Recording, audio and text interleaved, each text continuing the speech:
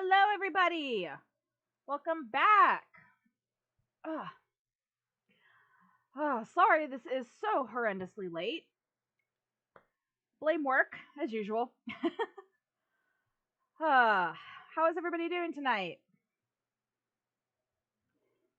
Haley, hello. Thank you for the host. Twister, hello. Welcome. What's up, guys? Hey, Matt. Haley, shush. To be fair, I did say on Facebook that it was going to be a later start. My hope was to start around 8:30, but I did not guarantee that. Yeah, work. I got out of work late as usual. That's what happens when I close, and then I had to quickly eat something. Boo! Yes, spooky weekend. Happy Halloween Eve to everybody. What are people's? I am full of pizza. Oh, I want pizza. I might order pizza tomorrow before trick or treat. Boo! Anybody got any fun plans for this weekend? I will just be handing out candy tomorrow, which I need to I still need to make up my treat bags. All Hallows Eve, yes. Oh, pardon me. Yeah, I still need to make my treat bags for tomorrow. I have the candy sitting out in the hallway right now. I didn't want it sitting around in here because I would just trip over it. Watching Final Destination with Travis. Ooh, good movie. Hosting. Oh, I'm going to butcher this, Matt, and I'm sorry. Samhain?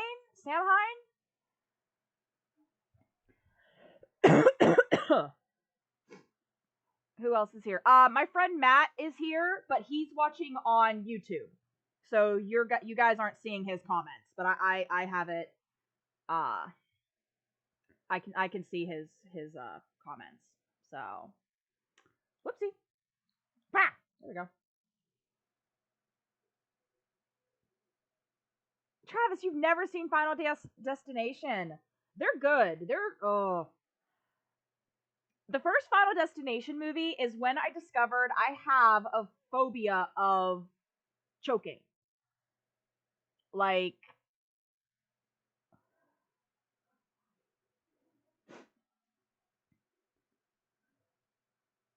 oh, Samhain. Yes. Okay. I've never actually seen it spelled. I do know. Okay. I do know how to say that. I've never actually seen it spelled out, so that's why I wasn't sure how to say that. Is this the plus one for Doki Doki? Yes, this is Doki Doki Plus. That is on the Nintendo Switch. So, speaking of that, let's get switched over here. I didn't do a proper test to make sure this all works. Just saw that. It's cringy. Just saw what? Pardon me, I need a sip of cider. Or a big sip. That is very tasty. Yum. This is the cider that we got from the corn maze.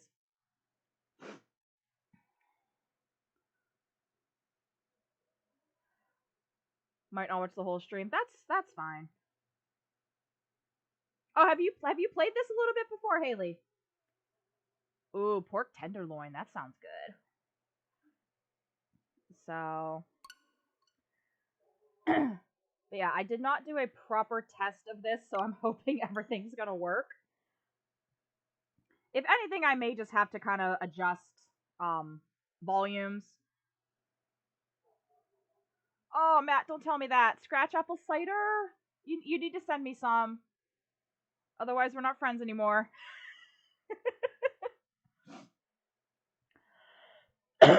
Oh, pardon me. So, all characters in this game are over the age of 18.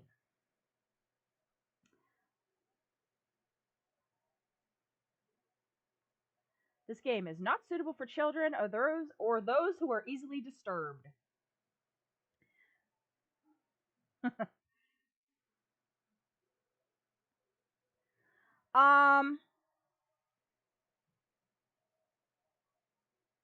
Individuals suffering from anxiety or depression may not have a positive experience playing this game. I honestly don't know. No spoilers. By playing Doki Doki Literature Club, you agree that you have noted the game's age rating in your region and you consent to your exposure of highly disturbing content.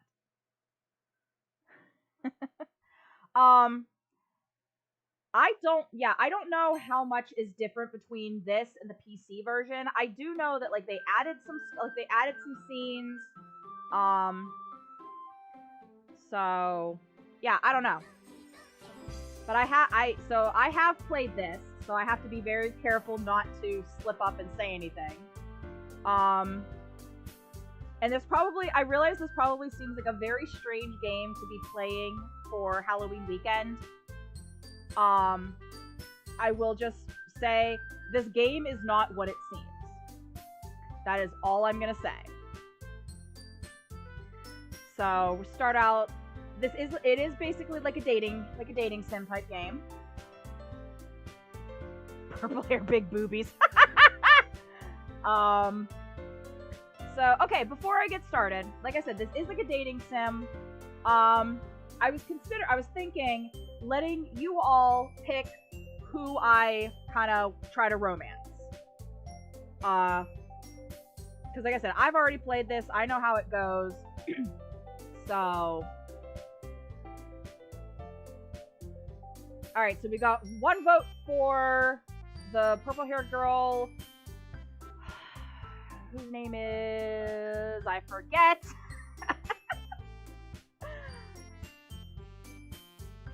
Yui? I know it begins with a Y. Yuri? No. It's something like that. Yeah, I can't remember any of their names. It's been a while. I know the one with the long ponytail is Monica. Her I remember. I forget the other one's names.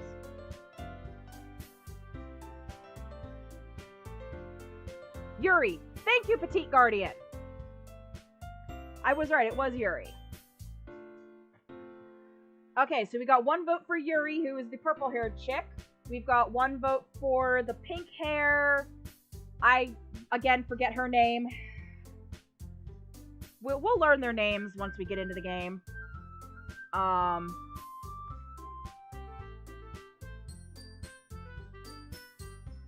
So...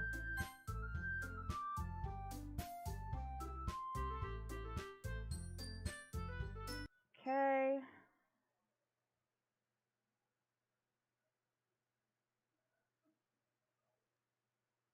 Sayori. Okay, Sayori is the one with the ribbon, and Natsuki is the one with the pink hair. Thank you.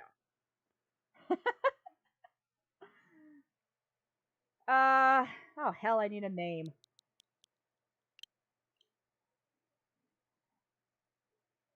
Now, you do play as a male character in this. I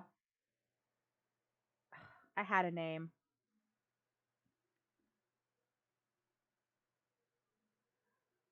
So, Twister, are you voting for Sayori, or were you just trying to remind me of her name?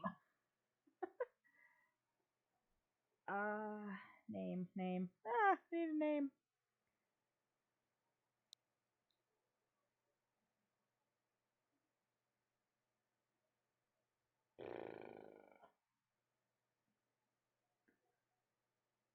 Somebody give me a male name. I can't. My brain just went bleh. You can do a poll on your Twitch. How do I do that?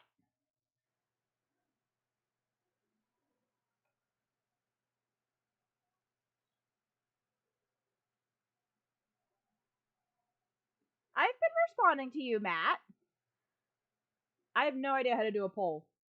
And if I can't do, I probably have to do it through Twitch, huh?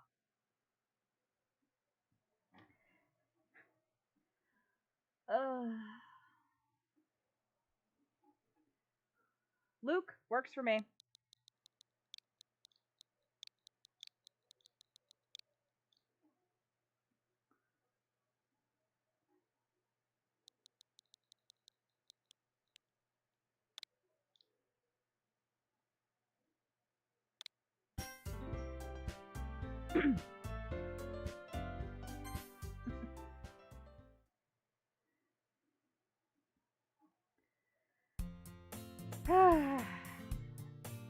Oh, here we go. I get to read everything. I think this is a girl talking. Hey! I see an annoying girl running toward me from the distance, waving her arms in the air like she's totally oblivious to any attention she might draw to herself. That girl is Sayori, my neighbor and good friend since we were children. You know, the kind of friend you'd never see yourself making today, but it just kind of works out because you've known each other for so long.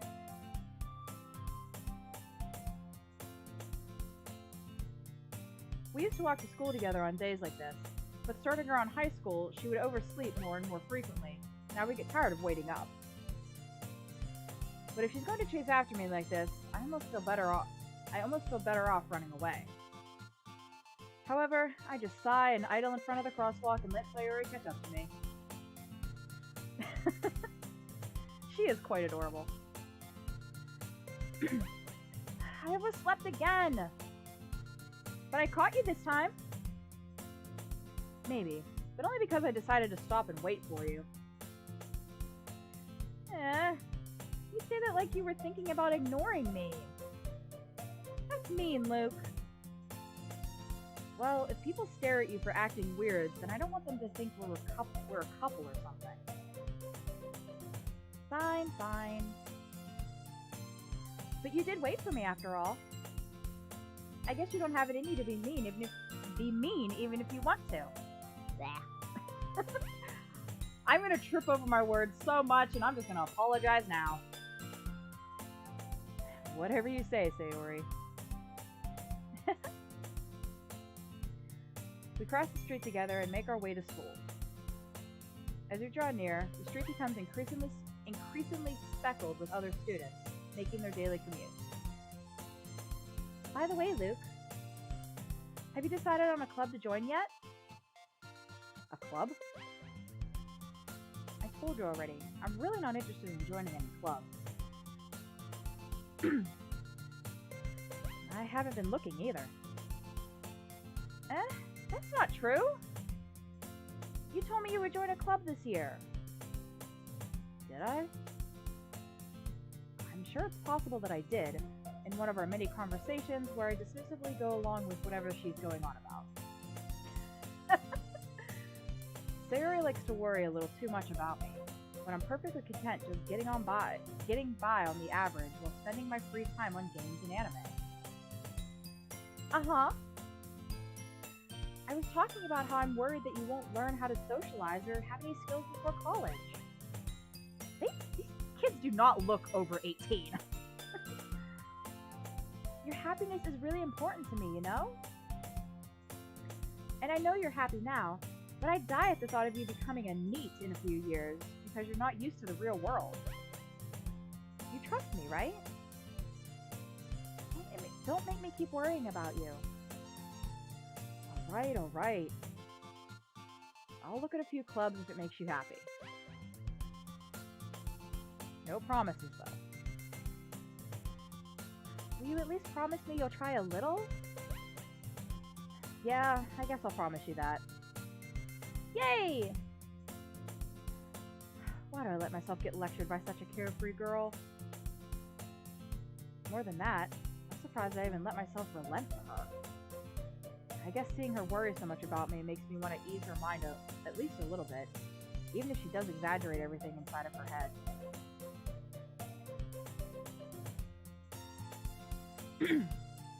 The school day is as ordinary as ever, and it's over before I know it. Man, I wish school had gone by that quickly for me. After I pack up my things, I stare blankly at the wall, looking for an ounce of motivation. That is a whole ass mood. clubs. Sayori wants me to check out some clubs. I guess I have no choice but to start with the anime club. Hello? Sayori? Sayori must have come into the classroom while I was spacing out. I look around and realize that I'm the only one left in the classroom. I thought I'd catch you coming out of the classroom, but I saw you just sitting here and spacing out, so I came in. Honestly, you're worse than me sometimes. I'm impressed. You don't need to wait up for me if it's going to make you late or to make you late to your own club. Well, I thought you might need some encouragement, so I thought, you know... Know what? Well, that you could come to my club. Sayori... Yeah? There is no way I'm going to your club. Meanie. Sayori is vice president of the literature club. Not that I was ever aware that she had any interest in literature. In fact, I'm 99% sure she only did it because she thought it would be fun to help start a new club. Since she was the first one to show interest after the one who proposed the club, she inherited the title of vice president. That said, my interest in literature is guaranteed to be even less. Yeah, I'm going to the anime club. Come on, please. Why do you care so much anyway? Well, I kind of told the club yesterday I would bring in a new member. And Natsuki made cupcakes and everything. She's adorable. Don't make promises you can't keep. I can't tell if Sayori is really that much of an airhead, or if she's just so cunning as to have planned all of this out. I let out a long sigh. Fine, I'll stop by for a cupcake, okay? Yes, let's go!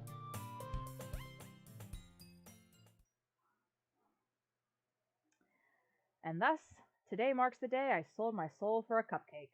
I mean, there are worse things you could sell your soul for.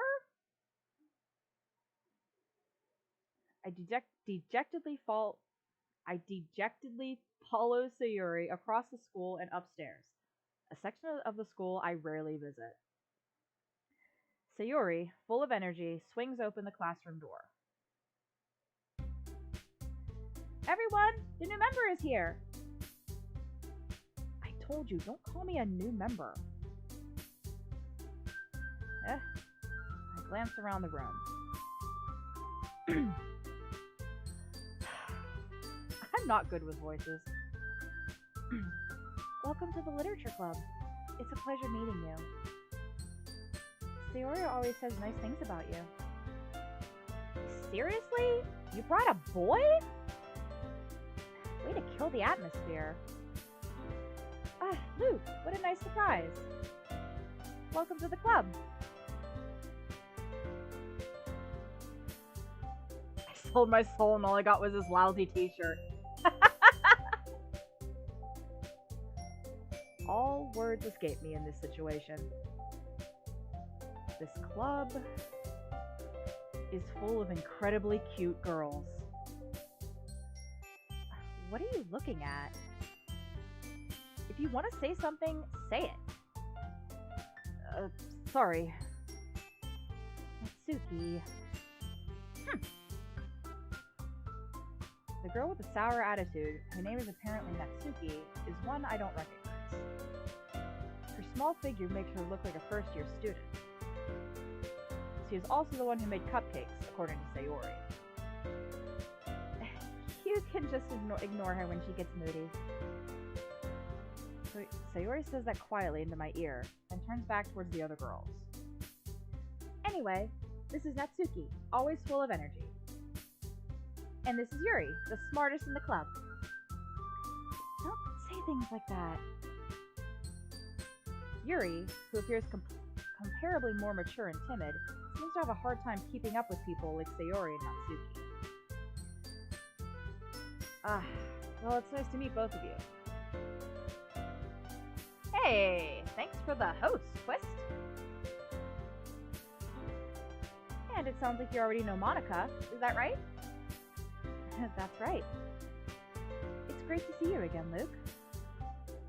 Monica smiles sweetly. We do know each other. Well, we rarely talked, but we were in the same class last year. Monica was probably the most popular girl in class. Smart, beautiful, athletic. Basically, completely out of my league. So having her smile at me so genuinely feels a little... you too, Monica. Come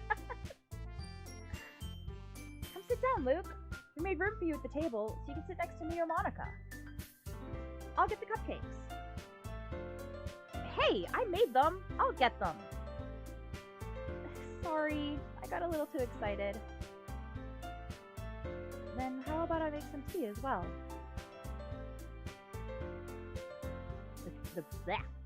The girls have a few desks arranged to form a table.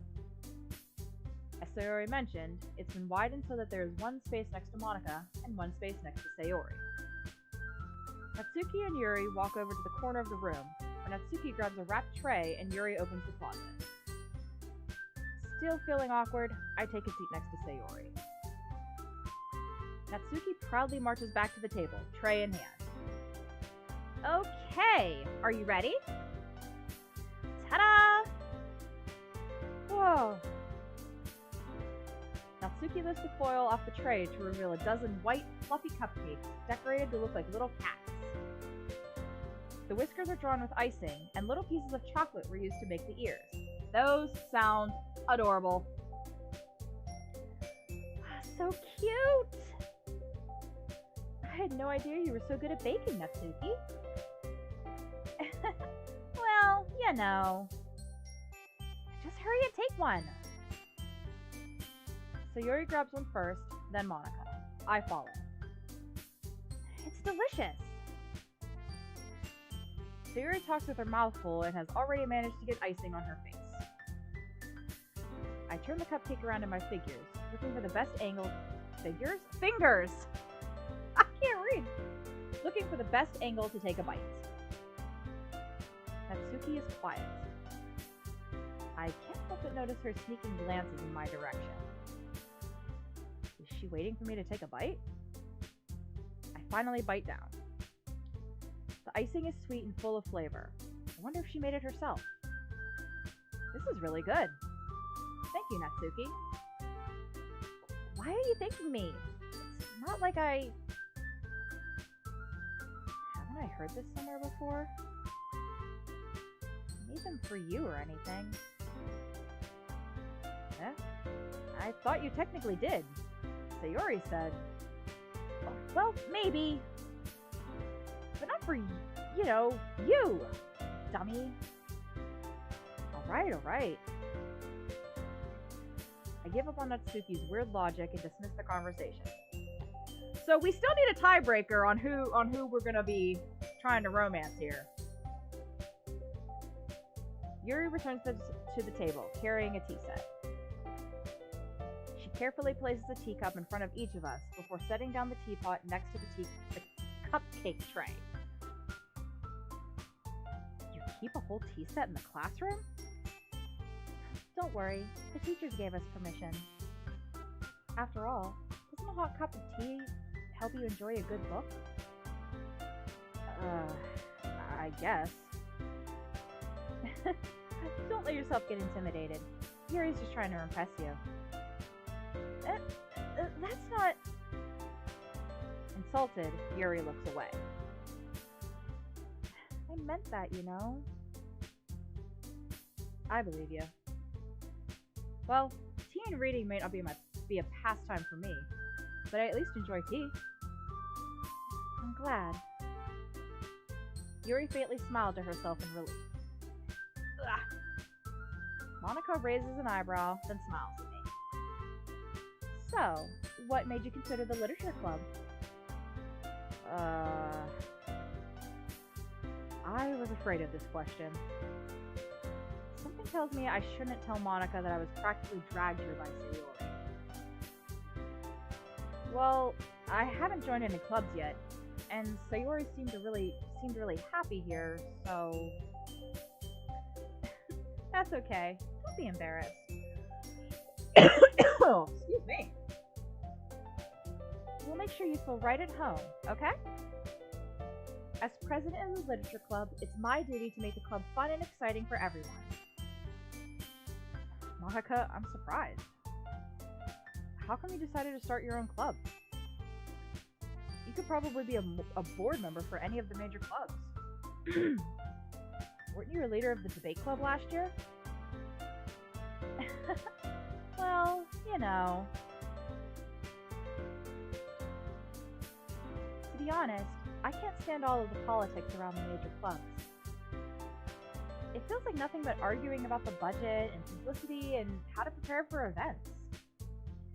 I'd much rather take something I personally enjoy and make something special out of it. And if it encourages others to get into literature, then I'm fulfilling that dream. Monica really is a great leader.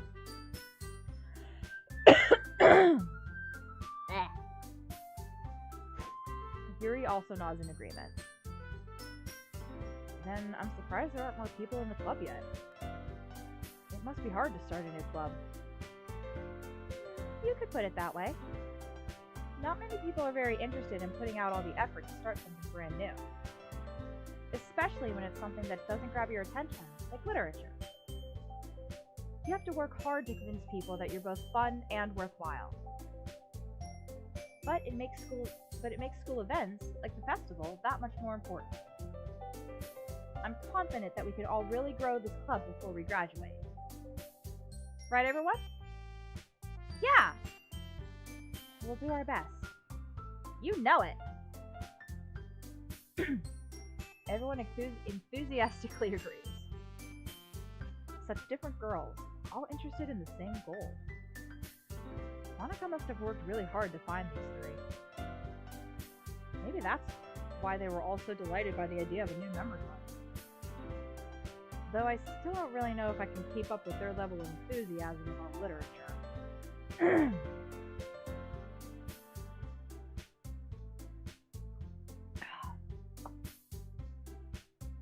So, Luke, what kinds of things do you like to read?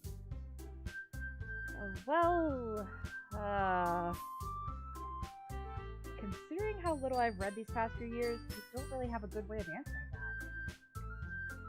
Manga.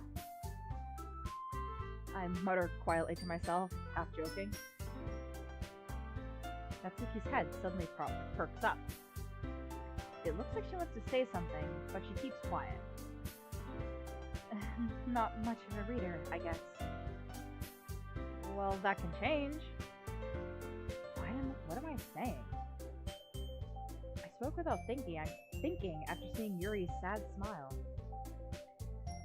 Anyway, what about you, Yuri? Well, let's see. Yuri traces the rim of her teacup with her finger. My favorites are usually novels that build deep and complex fantasy worlds.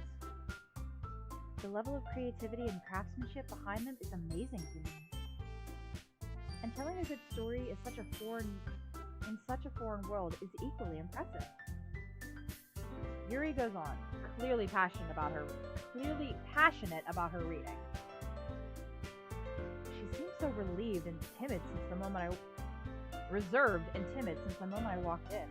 But it's obvious by the way her eyes light up that she finds her comfort in the world of books, not people. Same! But you know, I like a lot of things.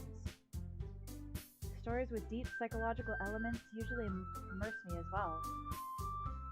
Isn't it amazing how a writer can so deliberately take advantage of your own lack of imagination to completely throw you for a loop? Anyway, I've been reading a lot of horror lately. I read a horror book once. I desperately grasped something I can relate to at the minimal level. At this rate, you really might as well be having a conversation with a rock.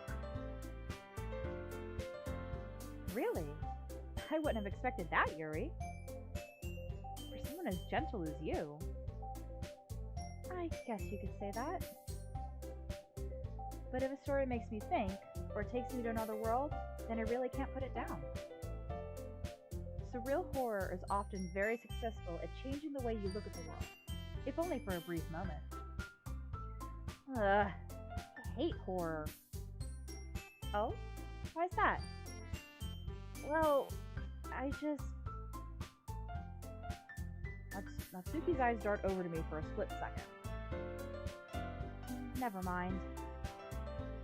That's right. You usually like to write about cute things, don't you, Natsuki? What? What gives you that idea? You left a piece of scrap paper behind last club meeting. It looked like you were working on a poem called... Don't say it out loud! And give that back! Fine, fine. Your cupcakes, your poems... Everything you do is just as cute as you are. So we got a second vote for Yuri. Sayori saddles up behind Natsuki and puts her hands on her shoulders. I'm not cute! Natsuki, you write your own poems? Well, I guess sometimes. Why do you care? I think that's impressive. Why don't you share them sometime? No! Natsuki averts her eyes. Whoops. You wouldn't like them. Not a very confident writer yet. I understand how Natsuki feels. Sharing that level of writing takes more than just confidence. The truest form of writing is writing to oneself. You must be willing to open up to your readers, exposing your vulnerabilities and showing even the deepest reaches of your heart. Do you have writing experience too, Yuri? Maybe if you share some of your work, you could set an example and help Natsuki feel comfortable enough to share hers. Sharing your writing is hard. I guess it's the same for Yuri. Aw, I wanted to read everyone's poems. We all sit in silence for a moment. Okay. I have an idea, everyone. Blarg? What is blarg? Natsuki and Yuri look quizzically at Monika. How dare he! That's not very nice. Let's all go home and write a poem of our own. Then, next time we meet, we'll all share them with each other. That way, everyone is even. No.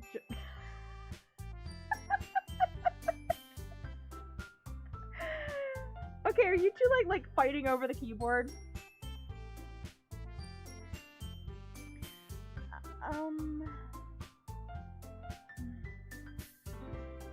Yeah, let's do it.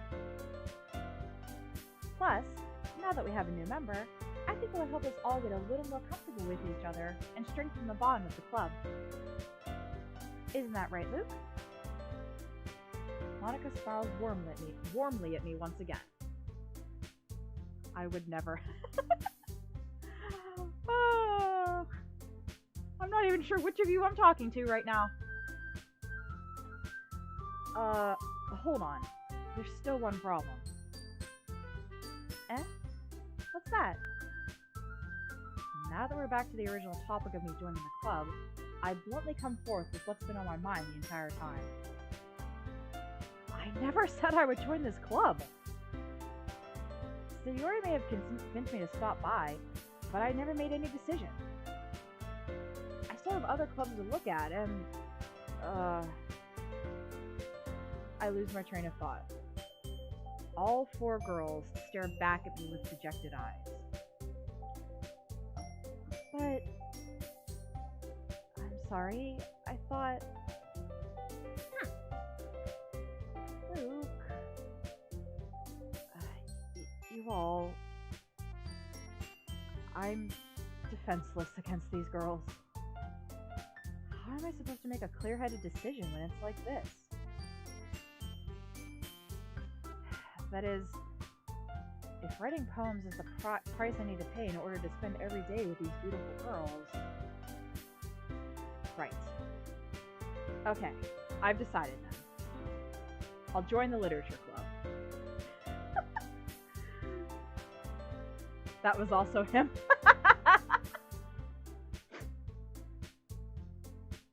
Well, I appreciate his brief cameo. One by one, the girl's eyes light up. Yes! I'm so happy! Sayori wraps her arms around me, jumping up and down. Hey! You really did scare me for a moment. If you really just came for the cupcakes, I would be super pissed. Then that makes it official. Welcome to the Literature Club. Thanks, I guess. Okay, everyone. I think with that, we can officially end today's meeting on a good note. Everyone remember tonight's assignment. Write a poem to bring to the next meeting so we can all share. Monika looks over at me once more. Luke, I look forward to seeing how you express yourself. Yeah. Can I really impress the class star Monika with my mediocre writing skills? I already feel the anxiety welling up inside me. Meanwhile, the girls continue to chit-chat as Yuri and Natsuki clean up their food. Hey Luke, since we're already done here, do you want to walk home together?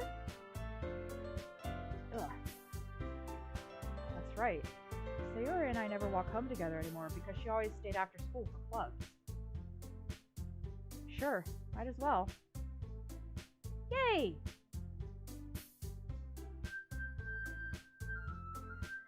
With that, the two of us depart the club room and make our way home. The whole way, my mind wanders back and forth between the four girls. Sayori, Natsuki, Yuri, and of course, Monika. Will I really be happy spending every day after school in a literature club?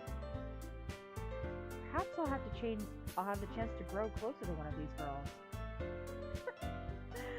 Typical guy. Alright. I'll just need to make the most of my circumstances, and I'm sure good fortune will find me. And I guess that starts with writing a poem tonight. Poetry is hard. It's time to write a poem. Pick words that you think your favorite club member will like. Something good might happen with whoever likes your poem the most. Okay. My ears itchy, hang on.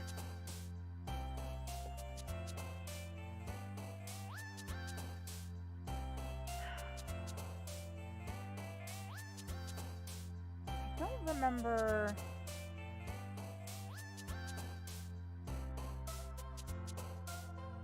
Well,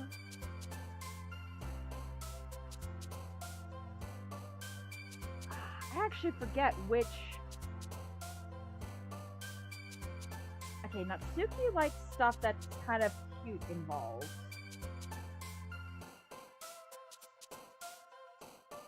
Okay, so headphones.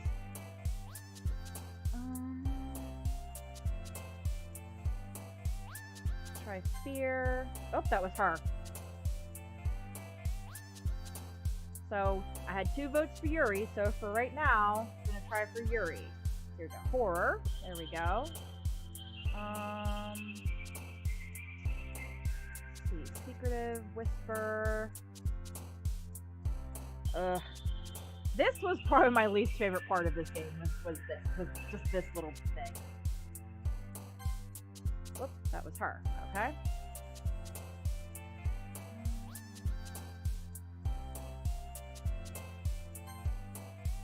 There we go. Frightening.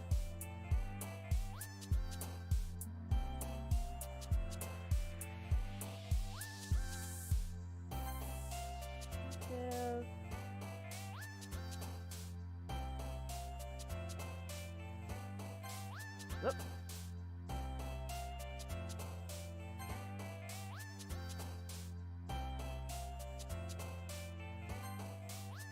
Oh, whoops.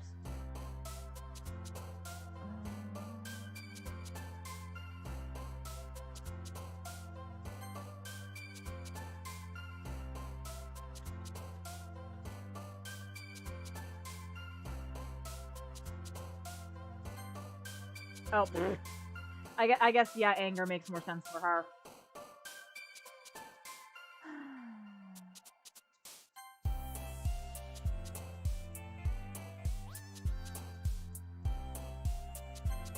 Explode. Disaster. God.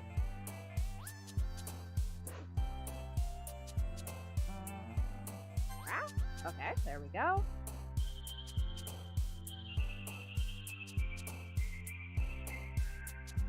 Universe.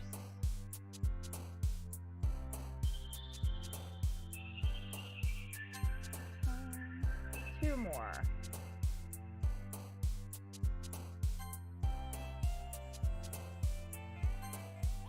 Oh, three more, I guess.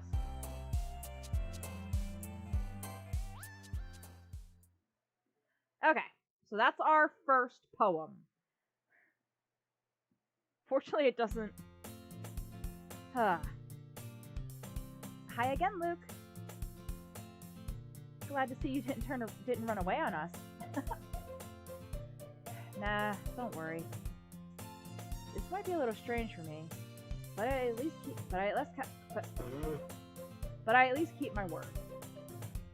Well, I'm back at the literature club. I was the last one to come in, so everyone else is already hanging out. Thanks for keeping your promise, Luke. I hope this isn't too overwhelming of a commitment for you. Making you dive headfirst into literature when you're not accustomed to it. Oh, come on! Like he deserves any slack. Sayori told me you didn't even want to join any clubs this year. And last year, too. I don't know if you plan to just come here and hang out or what. But if you don't take us seriously, then you won't see the end of it. Natsuki, you certainly have a big mouth for someone who keeps her manga collection in the club room.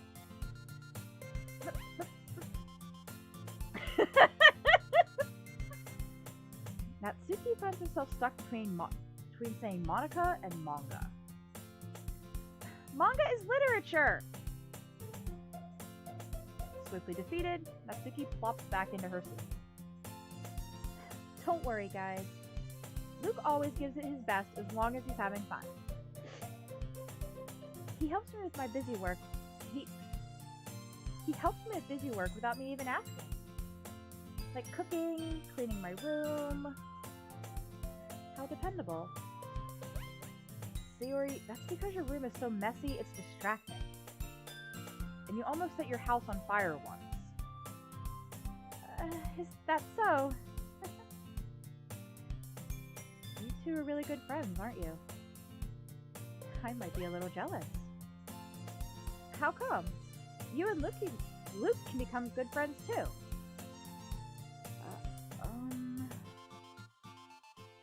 Sayori. Airhead! As usual, Sayori seems oblivious to the weird situation she just put me into.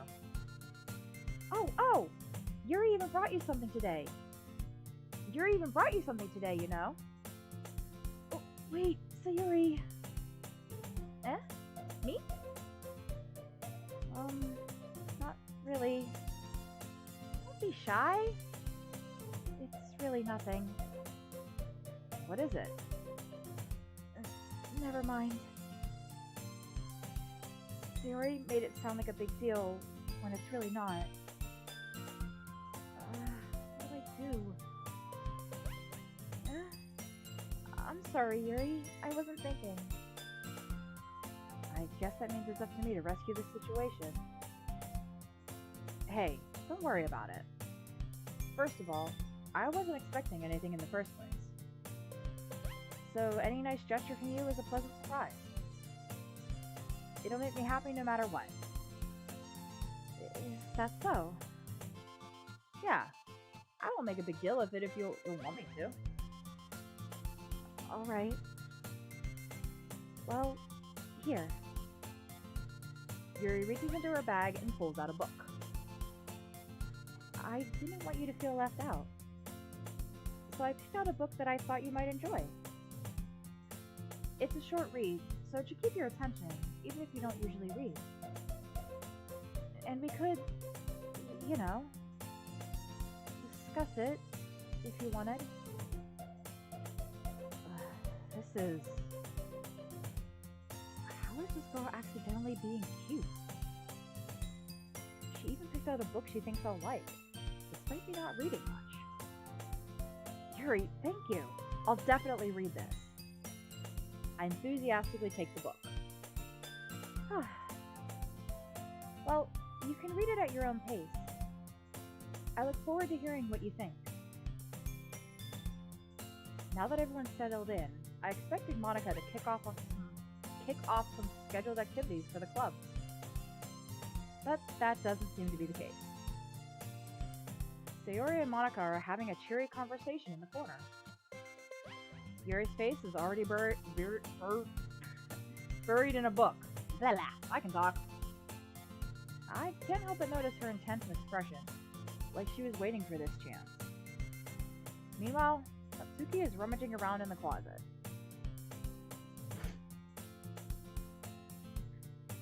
I'm really curious to talk to Yuri a little bit more.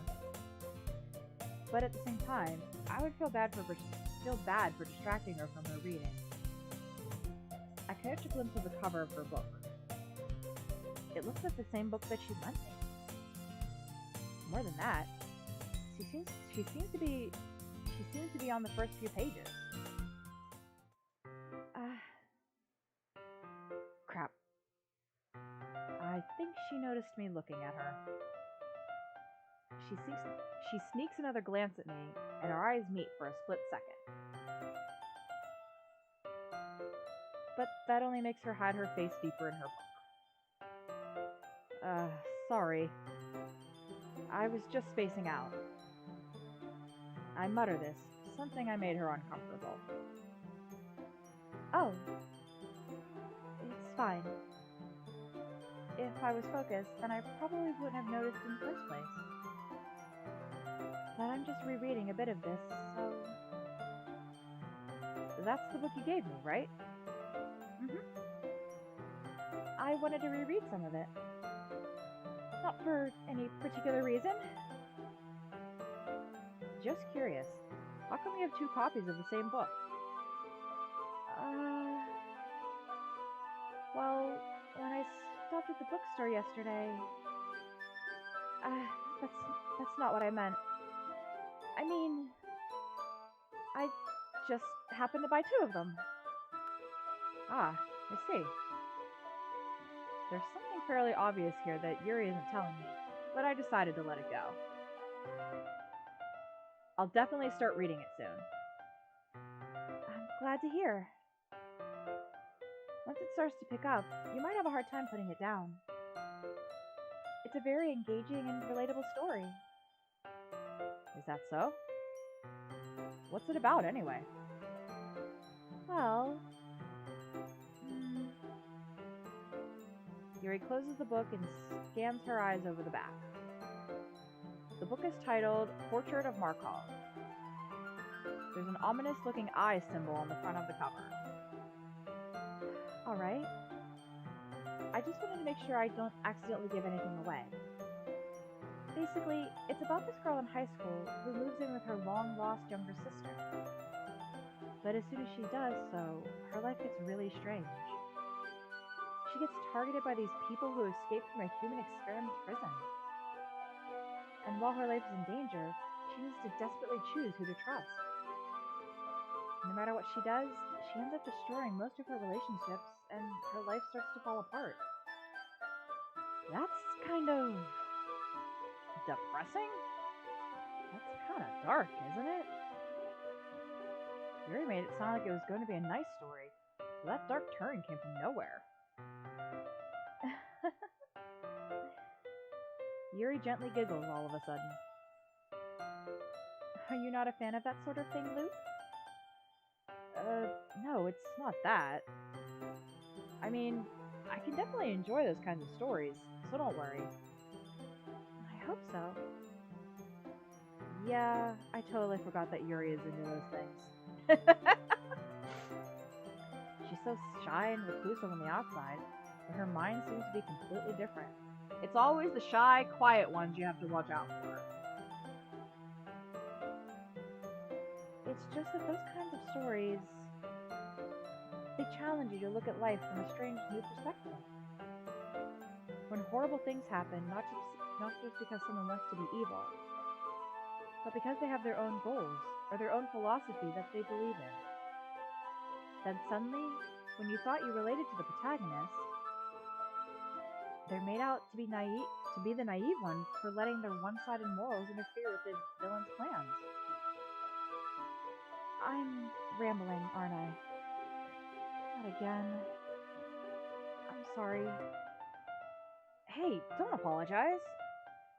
I haven't lost interest or anything. Well, I guess it's alright then. But I feel like I should let you know that I have this problem. When I let things like books and writings fill my thoughts, I kind of forget to pay attention to other people. So I'm sorry if I end up saying something strange. And please stop me if I start talking too much.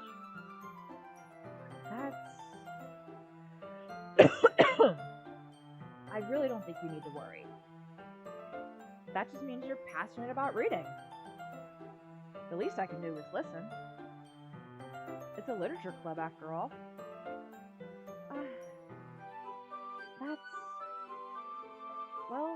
That's true. In fact, I might as well get started reading this, right? You don't have to. What are you saying? Just a moment ago, you said you were looking forward to it. Let me just get the book. I quickly retrieved the book that I had put into my bag. Alright. It's fine if I sit here, right? I slip into the seat next to Yuri's. Yeah. Are you sure? You seem a little apprehensive. I'm sorry. It's not that I don't want you to. It's just something I'm not very used to. That is, reading in company with someone. I see. Well, just tell me if I end up distracting you or anything. Alright. I open the book and start the prologue. I soon understand what Yuri meant about reading in company. It's as if I can feel her presence over my shoulder as I read. She probably is looking over your shoulder as you read. It's not a particularly bad thing. Maybe a little distracting, but the feeling is somewhat comforting. Yuri is in the corner of my eye. I realize that she's not actually looking at her own book. I glance over. It looks like she's reading from my book instead. Sorry. I was just... Yuri, you really apologize a lot, don't you? I do? I don't really mean to. Sorry. I mean... Here, this should work, right? I slide my desk until it's up against Yuri's, then hold my book more between the two of them. I suppose so. Yuri timidly closes her own copy. Once we each lean in a little bit, our shoulders are almost touching. It feels like my left arm is in the way, so instead I use my right hand to hold the book open. I guess that makes it kind of difficult to turn the page. Here. Yuri takes her left arm and holds the left side of the book between her thumb and forefinger. I do the same with my right arm, on the right side of the book. That way, I turn a page, and Yuri slides it under her thumb after it flips to her side. But in holding it like this, we're huddled even closer together than before. It's actually kind of distracting me. It's as if I can feel the warmth of Yuri's face, and she's in the corner of my vision. Are you ready? Huh? To turn the page. Sorry. I think I got a bit distracted for a second. I glance over at Yuri's face again, and our eyes meet. I don't know how I'll be able to keep up with her. That's okay. You're not as used to reading, right? I don't mind being patient if it takes you a bit longer. It's probably the least I can do, since you've been so patient with me. Yeah. Thanks. We continue reading. Yuri no longer asks me if I'm ready to turn the page. Instead, I just assume that she finishes the page before me, so I turn it by my own volition. We continue the first chapter in silence. Even so, turning each page almost feels like an intimate exchange. My thumb gently letting go of the page, letting it flutter over to her side as she catches it under her own thumb. Hey, Yuri? This might be a silly thought, but the main character kind of reminds me of you a little bit. You think so? How does she? Well, I guess she's more blunt in a lot of ways. But she also second guesses all of the things that she says and does. Like she's afraid she'll do something wrong. Hey, bitty, thank you! It's not like you can see into your head or anything. But they're kind of reminiscent of some of your mannerisms. I see. Yuri remains silent for a moment. But Luke, that's probably a terrible thing to have in common with her. That's so embarrassing that you think that. Wait! I didn't mean it in a bad way or anything. Sorry, I really didn't know you were self-conscious about that sort of thing. I guess I more meant that it's kind of cute.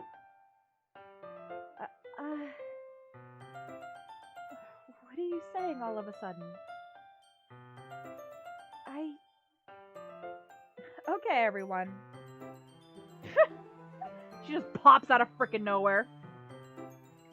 I think it's about time we share today's poems with each other. Oh yeah, the poems. We might not have enough time if we wait too long. Yuri exhales, spared from finishing her thought. Is that alright, Yuri? You look kind of down.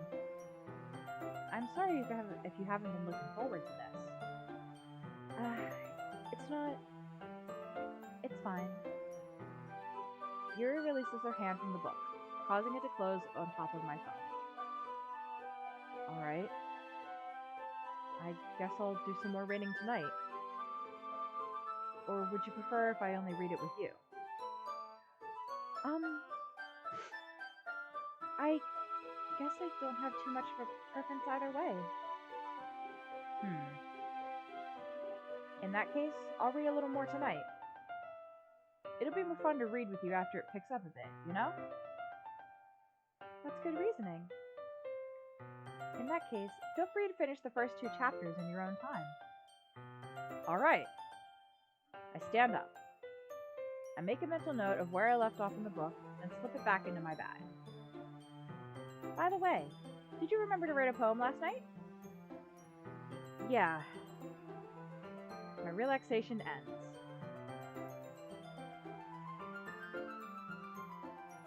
I can't believe I agreed to do something so embarrassing. I couldn't really find much inspiration since I've never really done this before. Well, now that everyone's ready, why don't we find someone to share with? I can't Wait! Sayori and Monica enthusiastically pull out their poems. Sayori's is on a wrinkled sheet of loose leaf torn from a spiral notebook. On the other hand, Monica wrote hers in a composition notebook. I can already see Monica's pristine handwriting from where I sit. Natsuki and Yuri reluctantly comply as well, reaching into their bags. I do the same myself.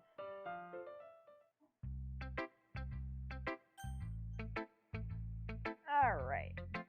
Who should we show the poem to first?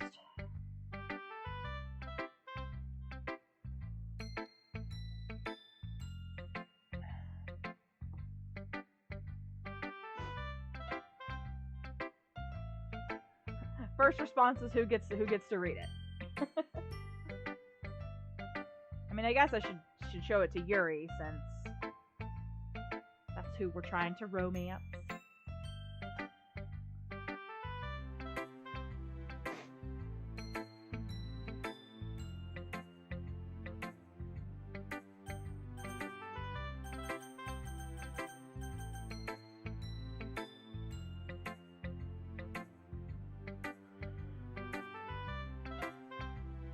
Ooh, excuse me. Ooh.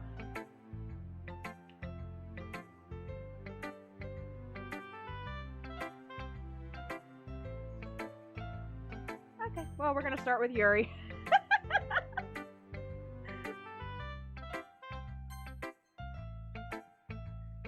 Yuri seems the most experienced, so I should start with her.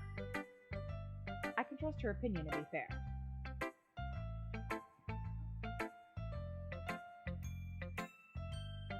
As Yuri reads the poem, I notice her eyes lighten. Exceptional! Eh? What was that? Did I say that out loud? Yuri first covers her mouth, but then ends up covering her whole face. He's going to hate me. You really didn't do anything wrong, Yuri.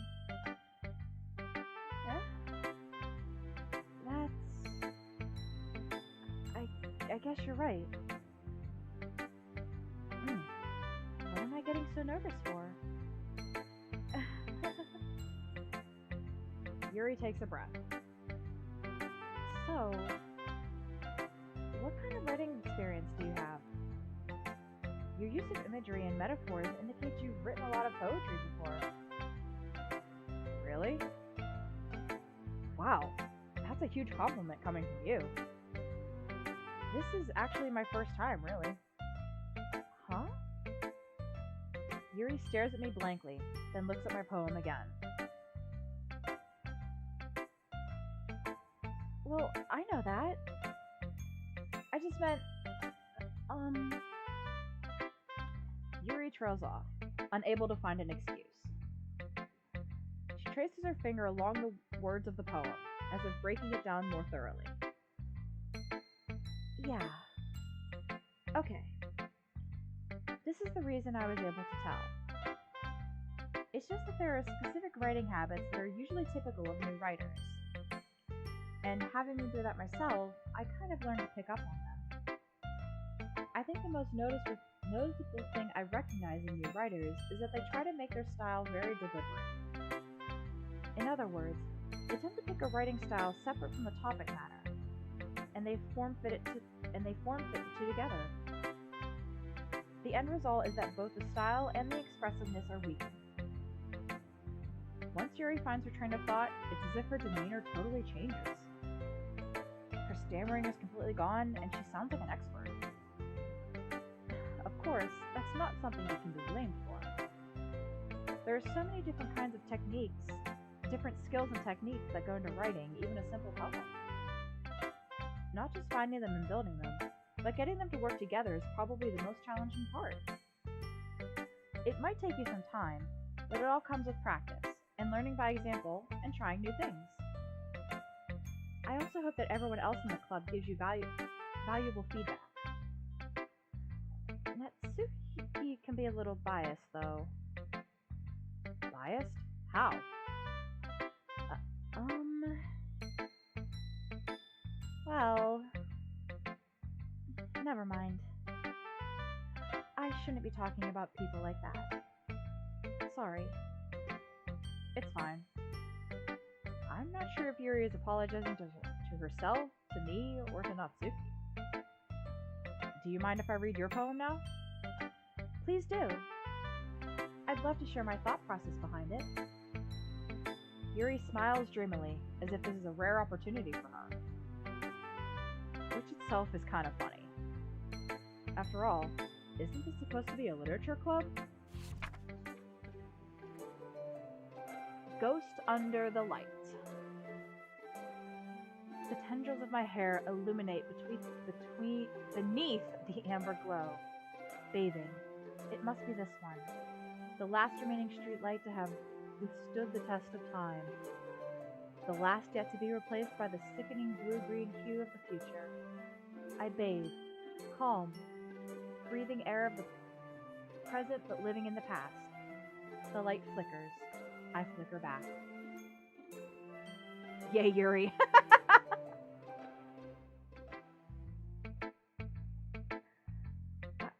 I'm sorry I have such terrible handwriting. What? I wasn't thinking that at all. But it took you a long time to read. Well, I just don't read script very often. I actually think your handwriting is pretty. Huh? That's a relief. Also, I liked the poem. Even though it's short, it was really descriptive. It wasn't too short? I usually write longer poems. Not at all. I'm really glad you like it. I'll be honest. Since it's our first time sharing, I wanted to write something a little more mild. Something easy to digest, I suppose. Game overpowers? Okay, hang on.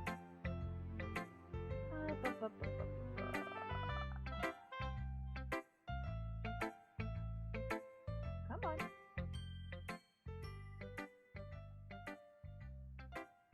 It didn't seem to actually do anything.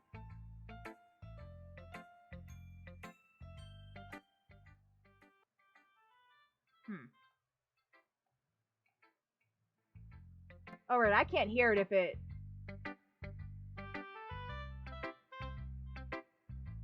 Alright, we'll try that. Let me know if that's any better.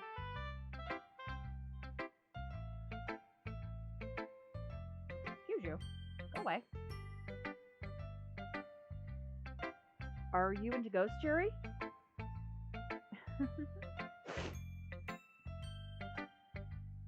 Okay, good. Actually, the story isn't about a ghost at all, Luke. Really? I must have totally missed the point. Well, I suppose you did only glance over it after all.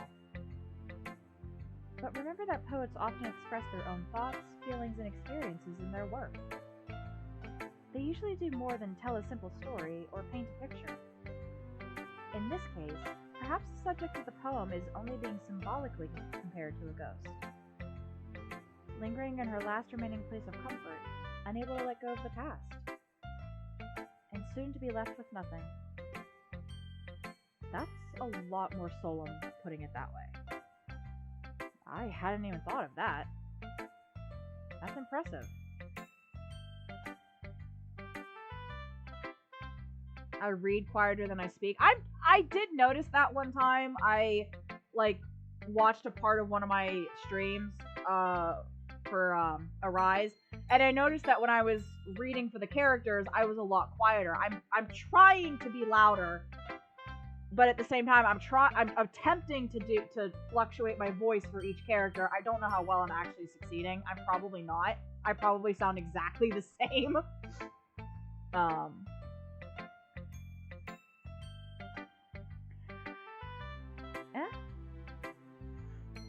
It's nothing, really. yours is impressive too, so... Nah. If anything, I could probably learn a thing or two from you. You think so? Yeah, of course. You know, I was really nervous about doing all this. But in the end, I enjoyed it. I'm going to keep doing my best for you, Luke. Me too. Aw, thanks, Trav. Oh, we actually show it to everybody. I forgot about that part. Well, since Natsuki was the second popular, we'll go with her next. Ow, ow, ow. Oh, my leg.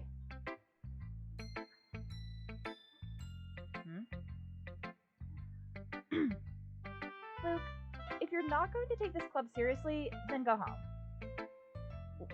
What? Harsh. What? You expect me to believe that you actually put effort into this? Do you think I'm stupid? I'm not a writer! Maybe it's not very good, but yeah, I did put in effort. We all start somewhere, right? If you're still proud of the first poem you ever wrote, then I'd like to read it. Ha! Painful to think about?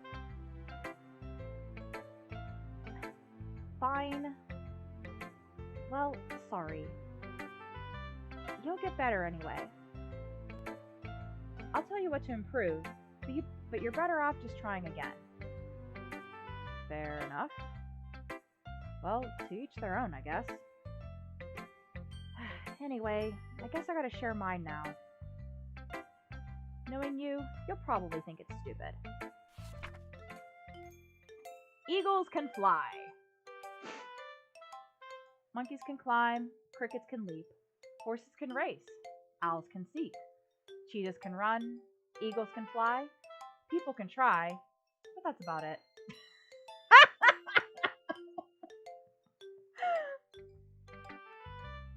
Yeah. I told you that you weren't gonna like it. I like it. What? Just be honest. I am. Why are you so convinced that I wouldn't like it? Well, because. That's a great reason. Everyone in high school thinks that writing has to be all sophisticated and stuff. So people don't even take my writing seriously. But isn't the point of poems for people to express themselves? Your writing style wouldn't make your message any less valid. Yes, exactly.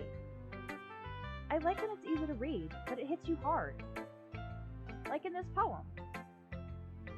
Seeing everyone around you do great things can be really disheartening. So I decided to write about it. Yeah, I understand. But the other nice thing about simple writing is that it puts more weight on the wordplay. Like I set up for a rhyme at the end, but then made it fall flat on purpose. It helped bring out the feeling in the last line. So you did. I guess more went into it than I realized. That's what it means to be a pro. I'm glad you learned something. Didn't expect that from the youngest one here, did you? Yeah, guess not. I decided to humor her with the last comment. I don't really care how old everyone is, but if Natsuki is feeling proud, then I won't take that away from her.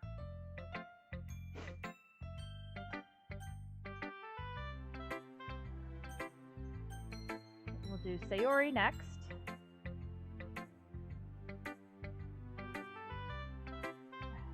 This is a good poem, Luke. Are you sure it's your first time? Of course. It's not that good. Am I the kind of guy who would be writing poems in his spare time? I guess you're right. But that's why it impressed me.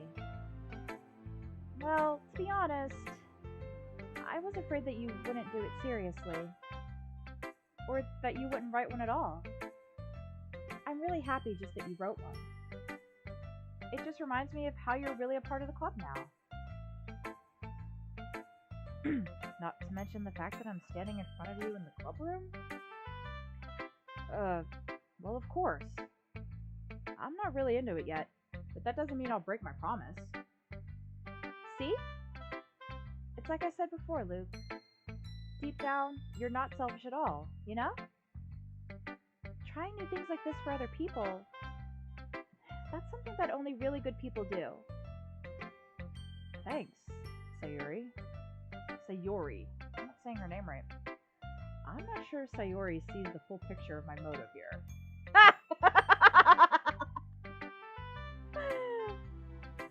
And then again, I can't deny that she's part of the reason I joined. Knowing how much this means to her and all. Yeah. And I'm gonna make sure you have lots of fun here, okay? That will be my way of thanking you. Alright. I'm going to hold you to that then. Yay! Now, you'll read my poem too, right? Don't worry, I'm really bad at this. We'll see about that. Dear Sunshine, the way you glow through my blinds in the morning, it makes me feel like you missed me. Kissing my forehead to help me out of bed, make me rub the sleepy from my eyes. Are you asking me to come out and play? Are you trusting me to wish away a rainy day? I look above. The sky is blue. It's a secret, but I trust you too. But if it wasn't for you, I could sleep forever. But I'm not mad. I want breakfast. Sayori. This is just a guess, but did you wait until this morning to write this? No. Just a little bit. You can't answer just a little bit to a yes or no question. I forgot to do it last night. Well, at least that makes me feel a little better about myself. Don't be mean. I still tried my best. Yeah. I didn't mean to say that it was a bad poem. It came out nice. Or how should I put it? It sounds just like you. Really? Yeah. Especially that last line. I made eggs and toast. Even though you were late to school? It's bad to skip breakfast. Don't get all cranky. Well, I guess there's no point in arguing. She is adorable. Anyway, thanks for showing me. This was so much fun. Monika's the best. Yeah. But next time, I won't forget. And I'm gonna write the best poem ever. Well, I guess I look forward to it. Oh, there were things dancing across my screen. I caught them out of the corner of my eye. Alright, and that just leaves Monika. Hi, Luke. Having a good time so far? Yeah. Good. Glad to hear it. By the way, since you're new and everything, if you ever have any suggestions for the club, like new activities or things we can do better, I'm always listening. Don't be afraid to bring things up, okay? Alright, I'll keep that in mind. Of course I'll be afraid to think... Ah! Let me try that again! Of course I'll be afraid to bring things up. I'm much better off just going with the flow until I'm more settled in. Anyway, want to share your poem with me? It's kind of embarrassing, but I guess I have to. Don't worry, Luke. We're all a little embarrassed today, you know? But it's that sort of barrier that we'll all learn to get past soon. Yeah, that's true. I hand Monika my poem.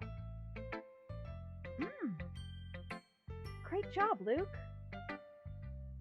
I was going, ooh, in my head while reading it. It's really metaphorical. I'm not sure why, but I didn't expect you to go for something so deep. I guess I underestimated you. It's easiest for me to keep everyone's expectations low. That way, it always counts when I put in some effort. That's not very fair. Well, I guess it worked anyway. You know that Yuri likes this kind of writing, right? Writing that's full of imagery and symbolism. Unlike Sayori, who likes using simple and direct words to describe happiness and sadness. Yuri likes it when readers are left to derive their own meaning out of it. It's very challenging to write like that effectively. Both allowing people to get something out of it just by feel, or letting them deeply analyze all of the nuances. It can take years of practice, which I'm assuming Yuri has at this point. I never really asked, though. I'm sure I'm nowhere near her level yet. Don't worry so much about that. You do your own thing. Just keep exploring and learn by trying new things. I'm sure I'll end up trying different things a lot. It could take a while before I feel comfortable doing this. That's okay. I'd love to see you try new things. That's the best way to find the kind of style that suits you. Everyone else might be a little biased towards their own kinds of styles, but I'll always help you find what suits you the most. So don't force yourself to write the way everyone else wants you to write. It's not like you have to worry about impressing them or anything.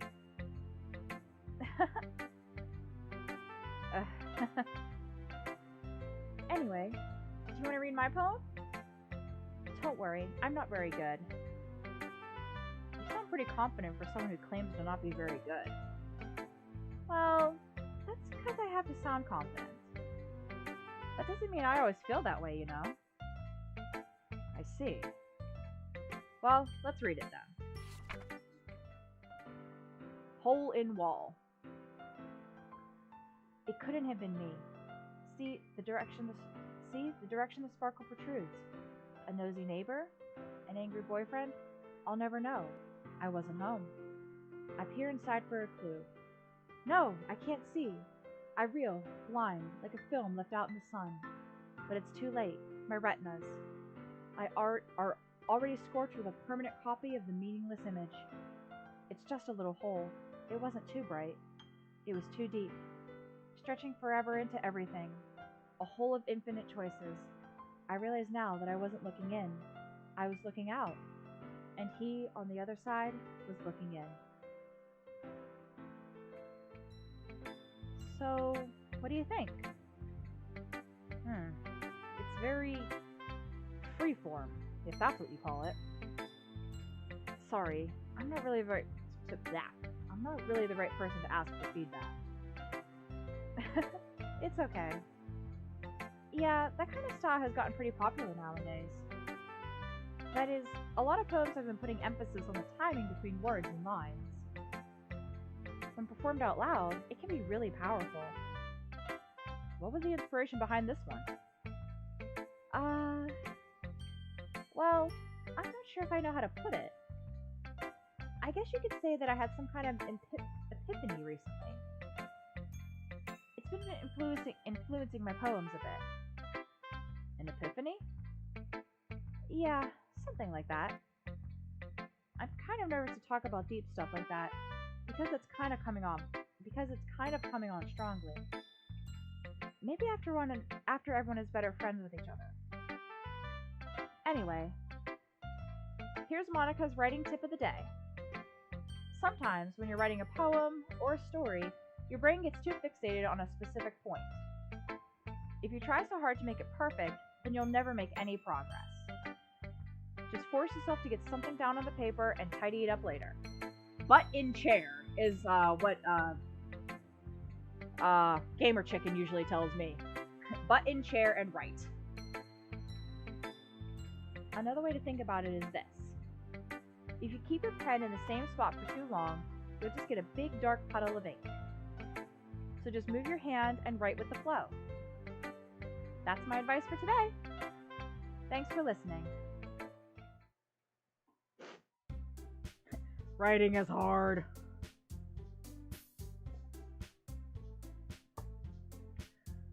Whew. I guess that's everyone. I glanced around the room. That was a little more stressful than I anticipated. If only it were that easy. Yeah. I mean, it is very valid writing advice. You know, to not focus too hard on like a particular part in a scene that you're working on. Because yeah, if you're just focusing on that, you'll never get anywhere. But trying to get your brain to let go of that part that you want to work on, that's the hard part. And that is where I struggle a lot with writing. It's as if everyone is judging me for my mediocre writing abilities. Even if they're just being nice, there's no way my poems can stand up to theirs. This is a literature club after all. I sigh. I guess that's what I ended up getting myself into. Across the room, Sayori and Monika are happily chatting. My eyes land on Yuri and Natsuki. They gingerly exchange sheets of paper, sharing their respective poems. As they read in tandem, I watch each of their expressions change. Natsuki's eyebrows furrow in frustration. Meanwhile, Yuri smiles sadly. What's with this language? Eh? Did you say something? Oh, it's nothing. Natsuki dismissively returns the poem to the desk with one hand. I guess you could say it's fancy.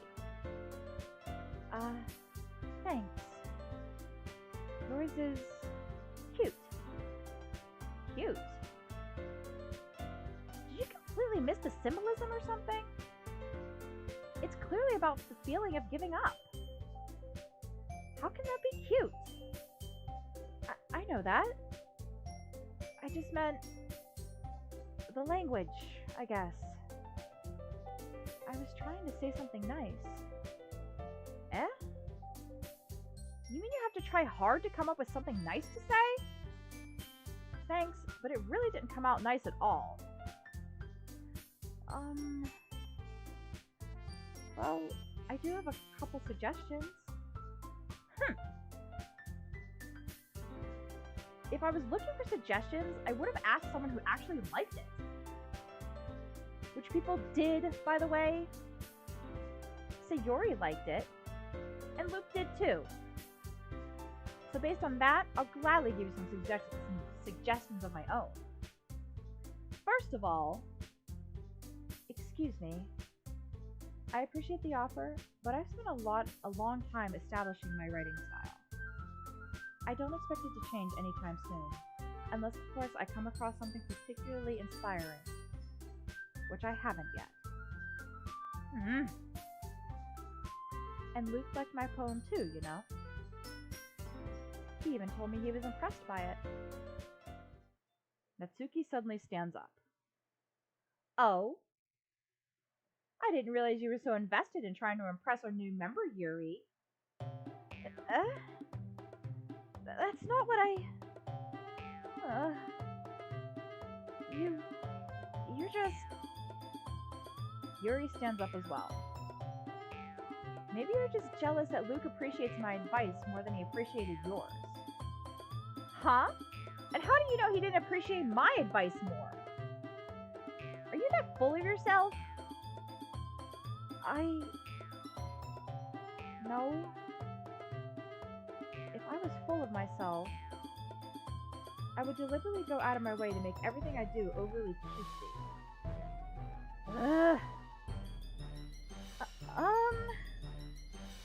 Is everyone okay? Well, you know what? I wasn't the one whose boobs magically grew a size bigger as soon as Luke started showing up. Natsuki? Natsuki, that's a little... This doesn't involve you. I don't like fighting guys. Suddenly, both girls turned towards me, as if they just noticed I was standing there. Luke, she's just trying to make me look bad. That's not true. She started it. If she could get over herself and learn to appreciate that simple writing is more effective, then this wouldn't have happened in the first place. What's the point in making your poem all convoluted for no reason? The meaning should just jump out at the reader, not force them to have to figure it out. Help me explain that to her, Luke. Wait. There's a good reason we have so many deep and expressive words in our language.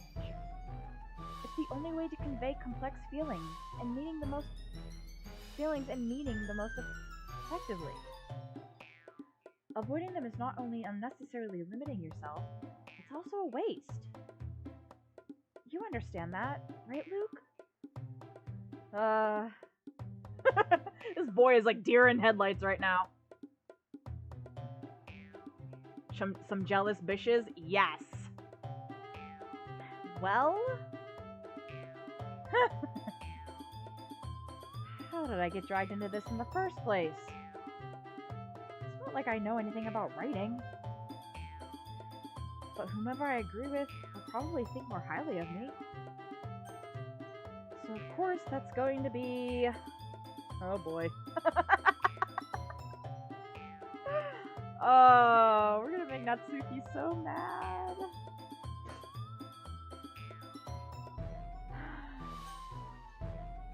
Well, siding with Yuri. Natsuki, you're right that I liked your poem. See?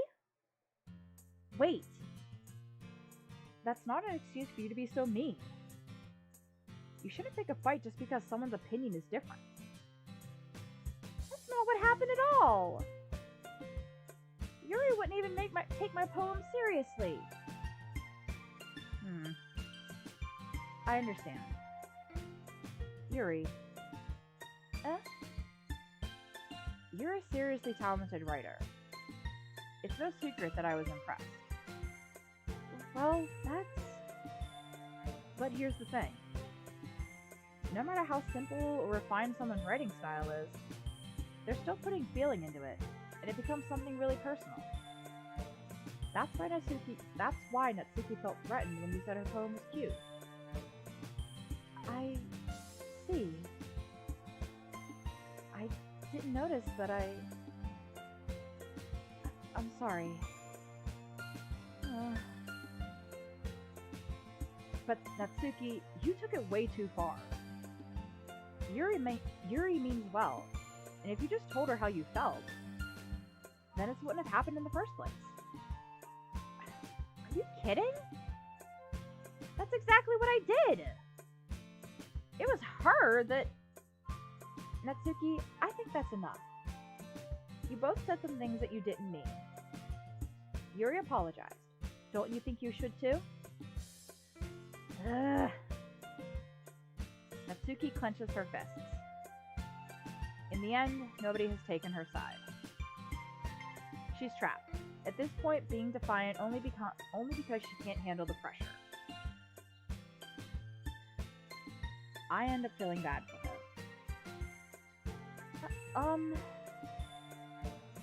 Sometimes when I'm hurt, it helps to take a walk and clear my head.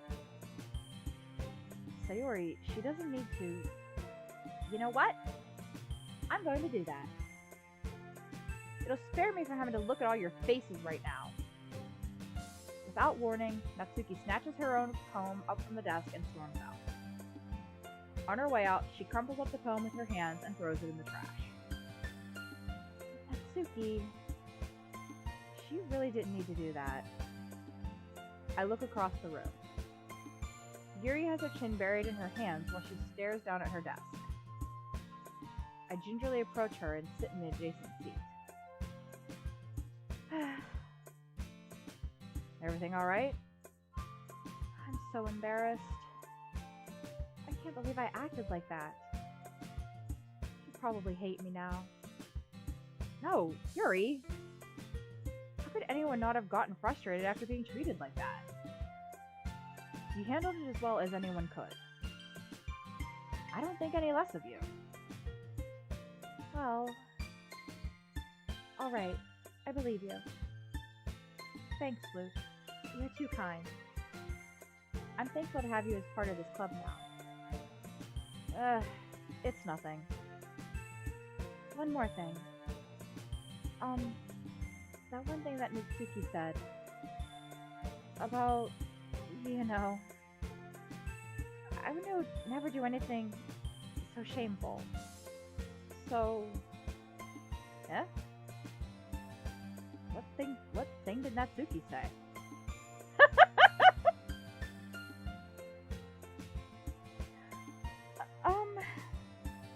Well, never mind that. I'm going to make some tea. Good idea. Make enough for more than one person, okay? Yeah. Okay, everyone. It's just about time for us to leave. How did you feel about sharing poems? It was a lot of fun. Well, I'd say it was worth it. It was alright. Well, mostly.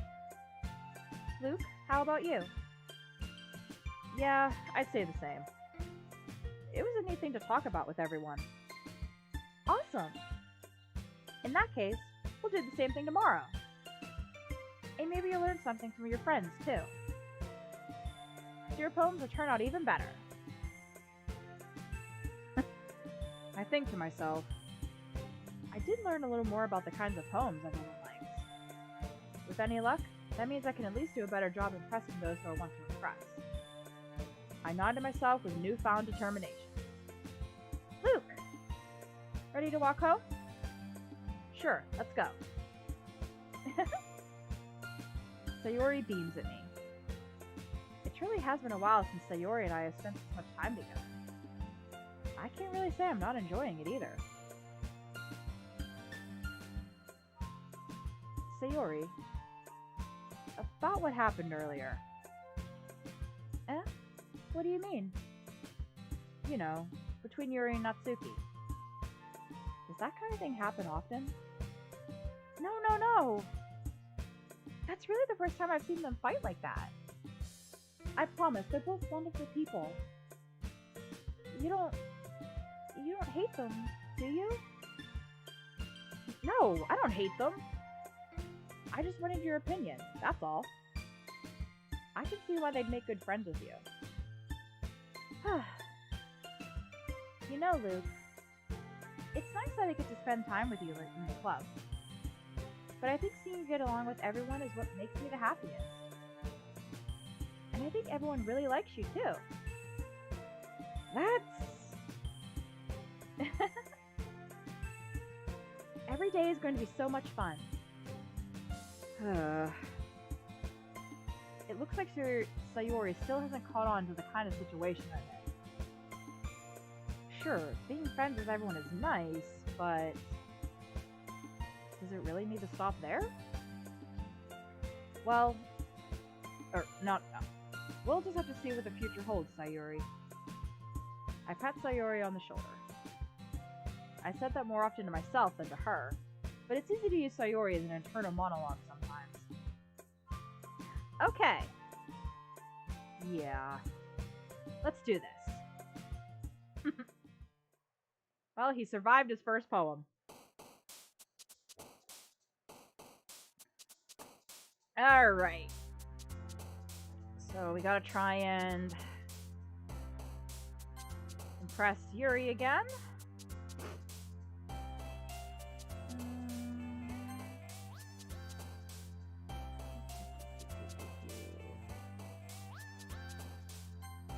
Whoop, wrong one.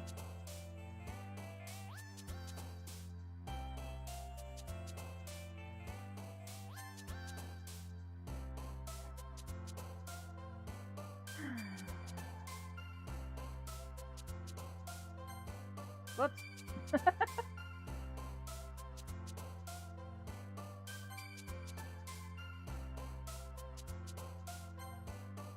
Graveyard, that was an easy one.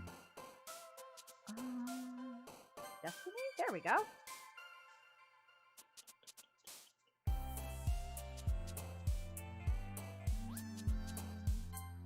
Nope.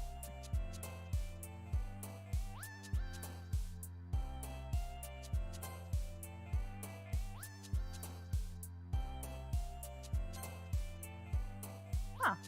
Thought for sure that one would have been Yuri.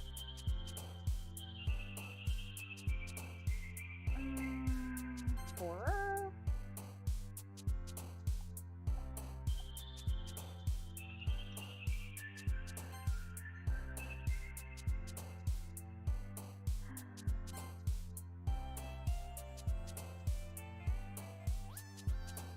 Boop.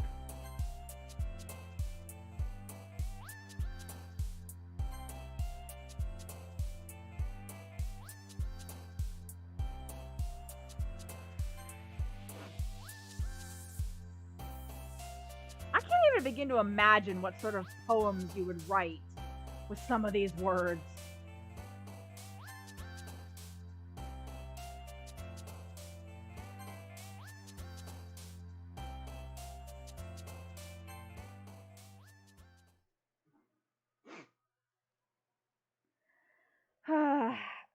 I will admit, the beginning of the game is a little slow, and I do apologize for that. It does pick up, I promise. Another day passes, and it's time for the club meeting already. Seriously, I wish school had gone that quickly. School day went that fast. I've gotten a little more comfortable here over the past couple days. Entering the club room, the usual scene greets me. Hi, Luke. Yo, Sayori. Looks like you're in a good mood today. I'm just still not used to you being in the club, that's all. Oh, sorry, my eyes itchy. I see. That's a pretty simple thing to get you in a good mood. But I guess it's always the simple things with you anyway. Speaking of which, I'm kinda hungry. Will you come with me to buy a snack? No thanks. Eh? That's not like you at all. I have my reasons. Why don't we take a look at your purse, Sayori? Why is that, all of a sudden? No reason, really. I just wanted to look at it. Sayori nervously retrieves her coin purse. She fumbles with the latch and gets it open. Then she turns it upside down and lets its contents spill onto the desk. Only 2 small coins fall out.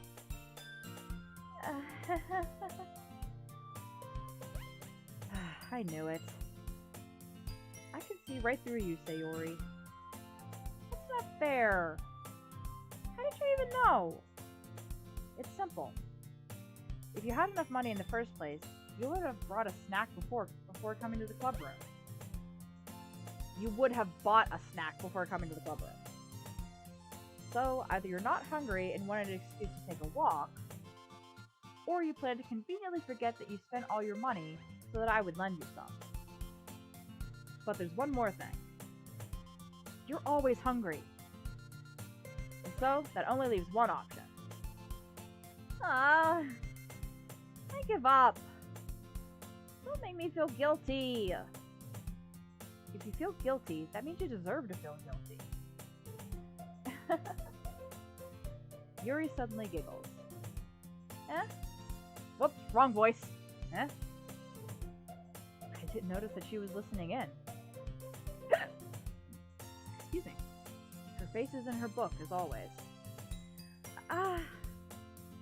I wasn't listening or anything. It was just something in my book. Yuri! Tell Luke to let me borrow some money.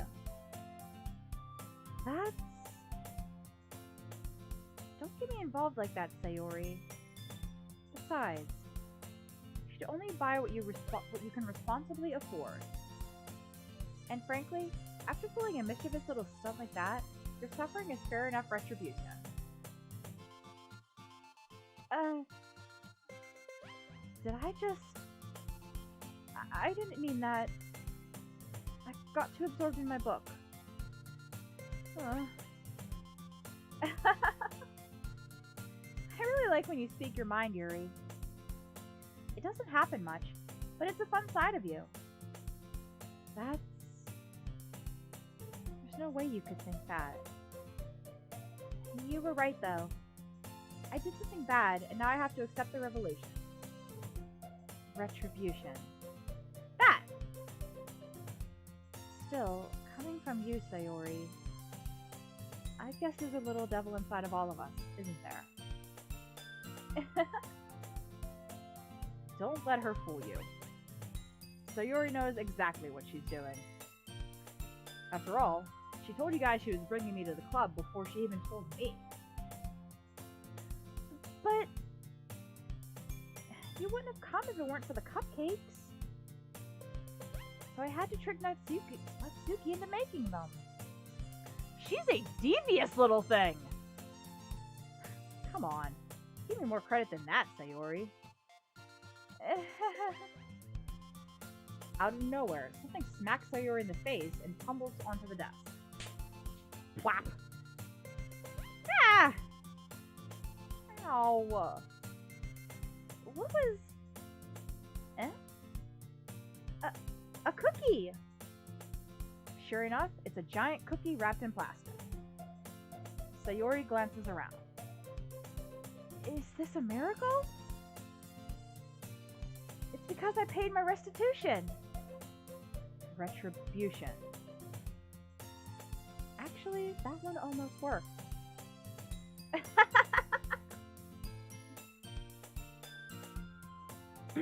I was just gonna give it to you.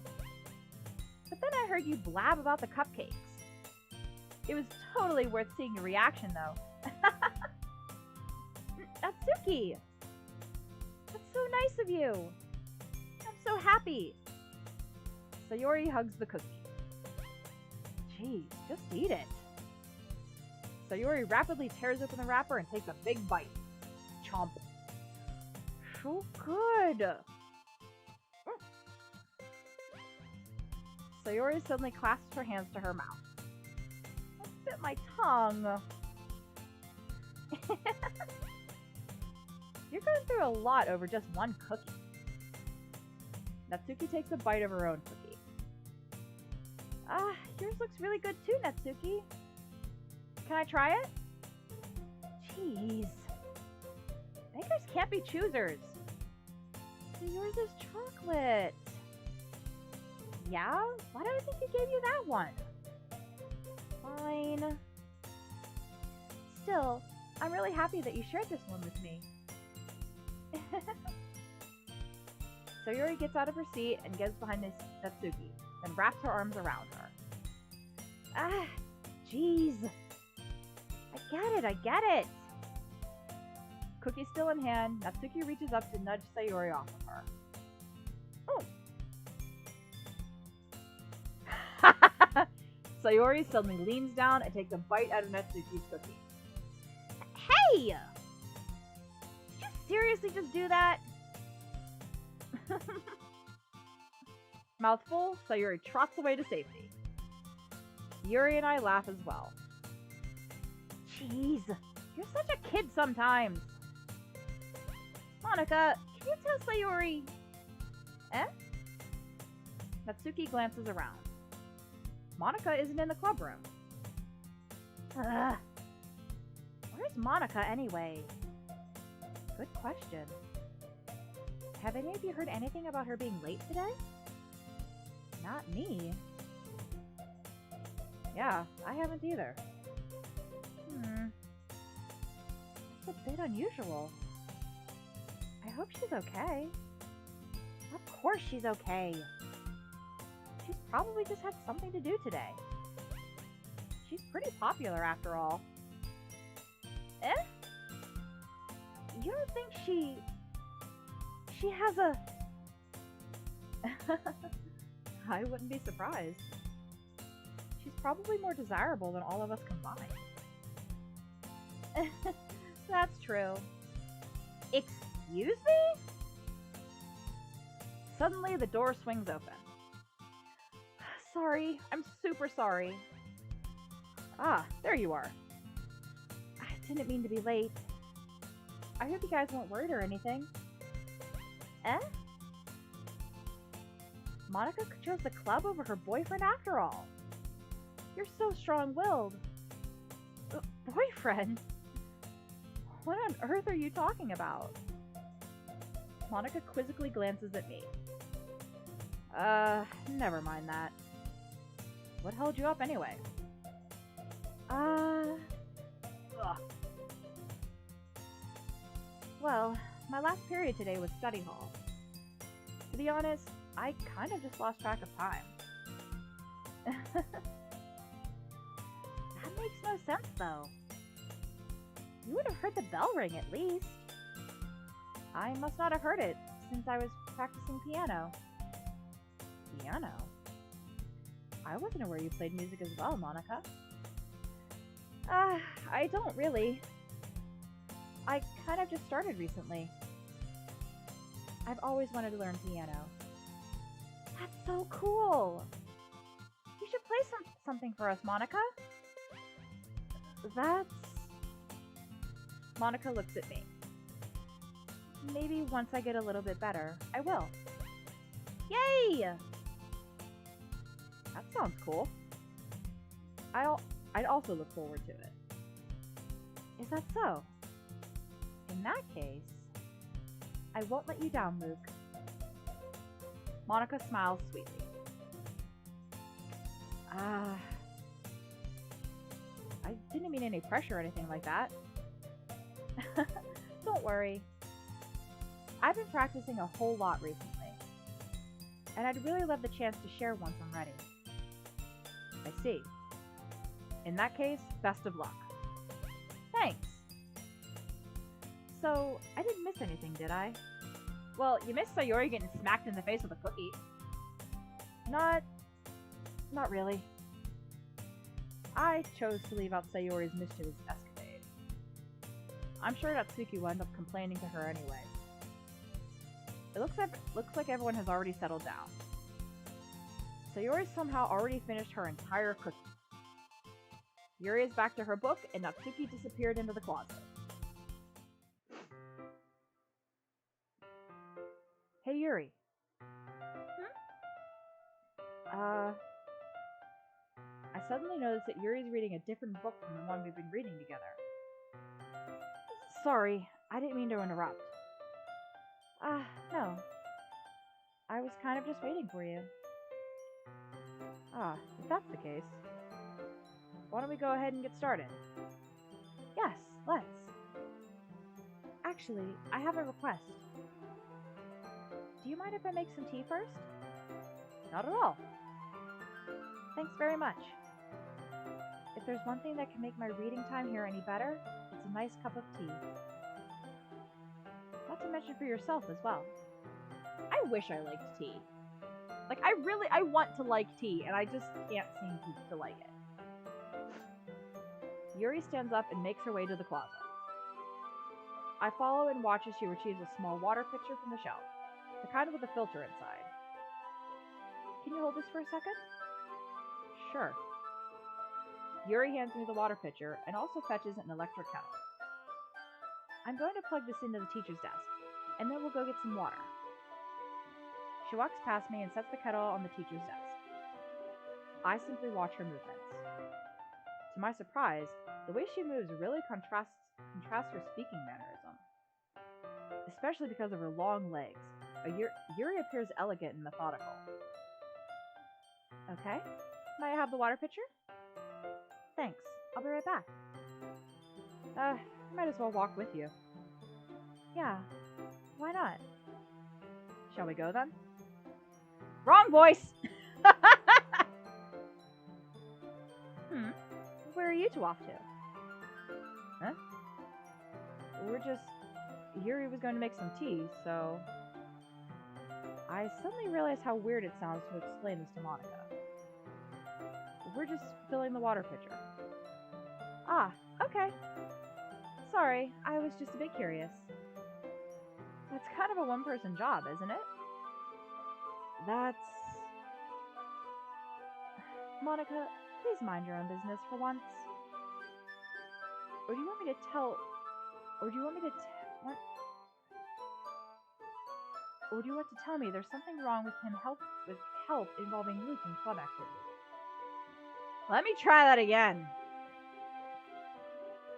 Or do you want to tell me there's something wrong with helping involve Luke in club activities?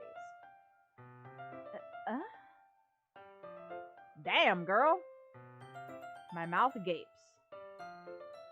I suppose there's nothing wrong with that. Then let's go, Luke. Yuri quickly exits the room, and I follow.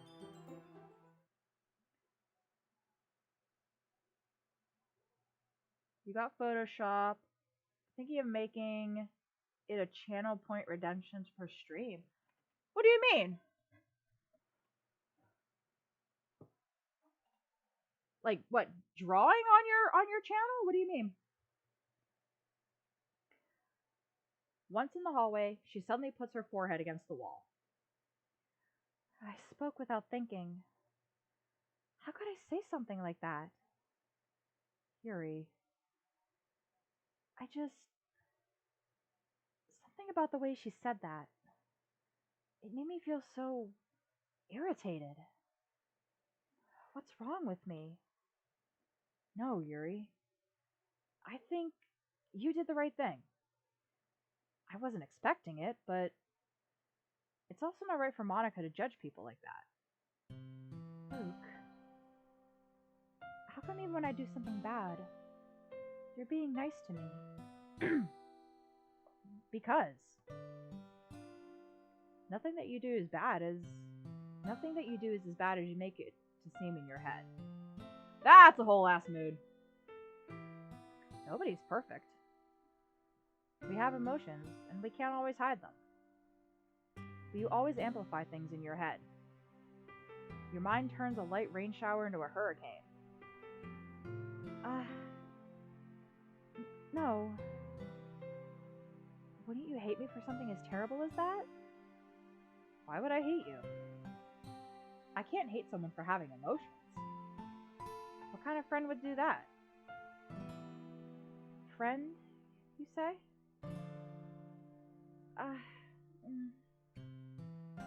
Yuri lifts her head. Luke, I really like being friends with you.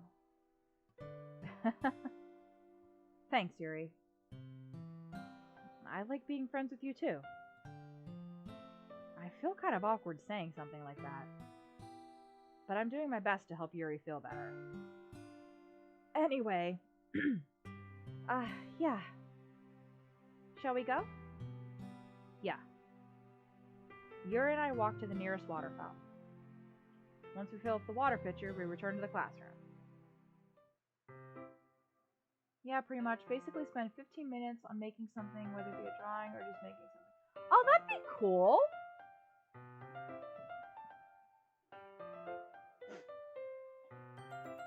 Yeah, that could be interesting.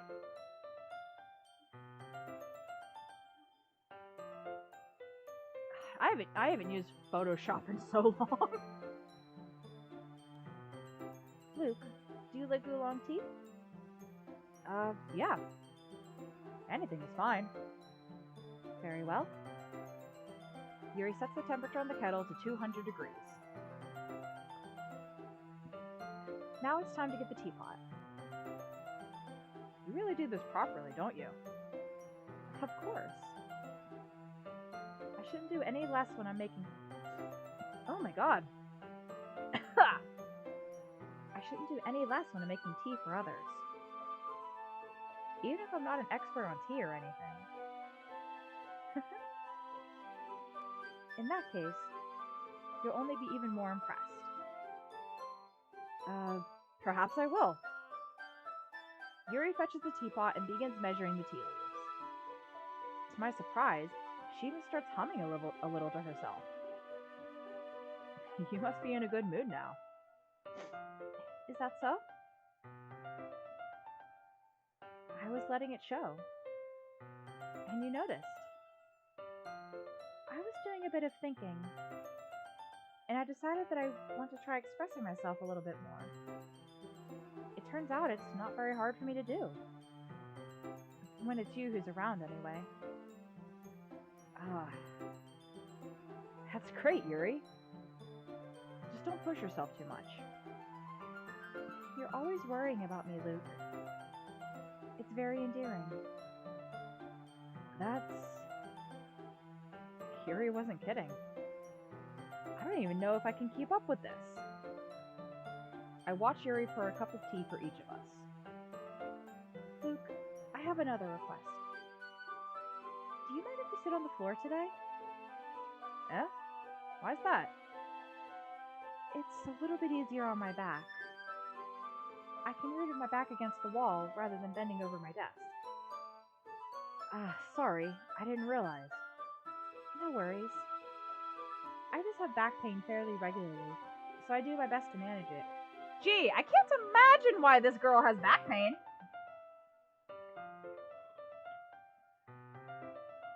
Working on something while watching the stream? Cool. What are you working on?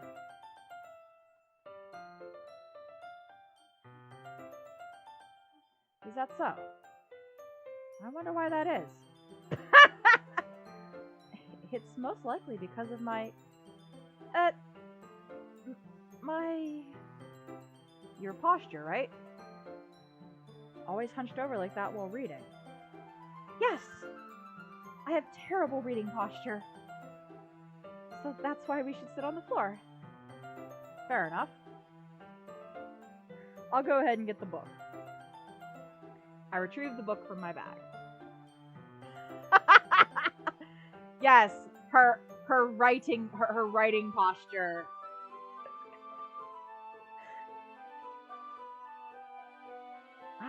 I have some chocolate as well. It's a bag of small chocolate candies that I keep hidden from Sayori's candy radar. I take it, since it will go with the tea. Yuri and I then sit against the wall, teacups at our sides. As if in sync, we assume the same reading position as last time, each holding one half of the book. Except this time, our bodies are even closer to each other. I can't see too well. Yuri slides closer until our shoulders are touching. How am I supposed to focus on reading like this? Yuri was always kind of cute, but when she's being less apprehensive, it's almost more than I can handle. Your teacup. Yuri hands me my teacup. Holding it with my hand that's not holding the book, I end up in a position that makes it even harder to focus. Because now I need to worry about making sure I don't accidentally touch her chest.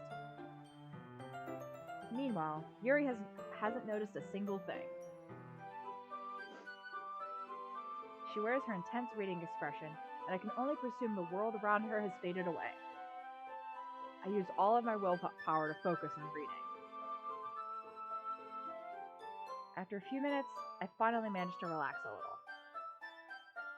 I put the teacup between my legs and fumble with the chocolate wrapper.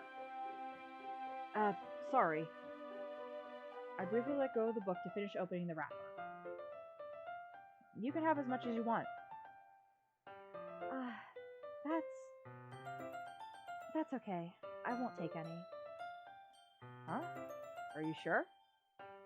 Well, if I touch it, then I might get smudges on the pages. You're right. I didn't even think about that. My bad. No need to apologize. I'll hold the book, okay? Are you sure? Of course. Yuri opens the book with both hands. She holds it so that I don't have any harder of a time reading from it.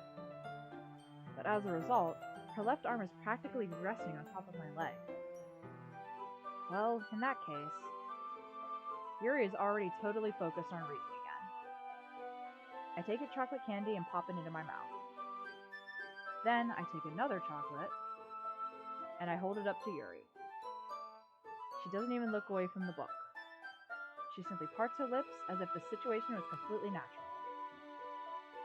But that means I can't stop here. I apprehensively place the chocolate in her mouth. Just like that, Yuri closes her lips over it. Huh?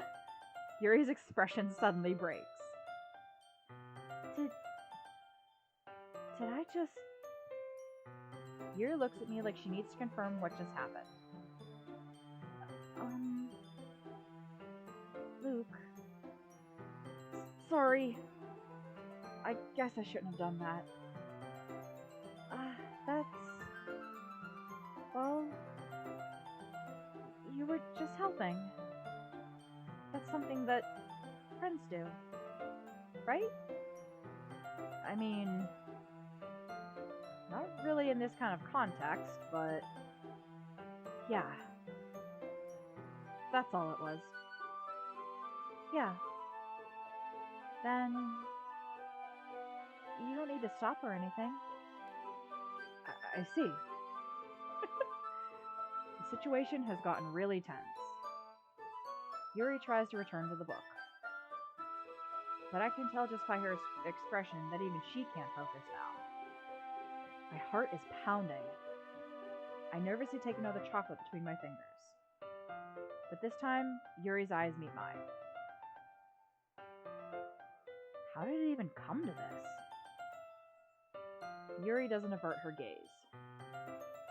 I notice her chest rising and falling to the rhythm of her breaths. I raise my arm. Like before, Yuri parts her lips. But it's different this time. I take the chocolate and place it in her mouth. I feel her hot breath on my fingers.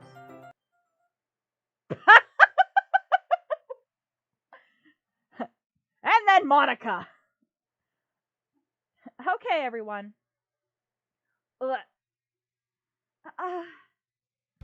Yuri jolts back. It's time to share poems. Luke, you can help Yuri put away the tea stuff, right? Yeah, of course. Okay, thanks. The spell is abruptly broken. I'll take care of the cups. Yeah. Yuri picks up the teacups from the floor. I pick up the bag of chocolates. In the end, we hastily clean up without much of a word between us. I get the feeling this is something neither of us will have the courage to bring up.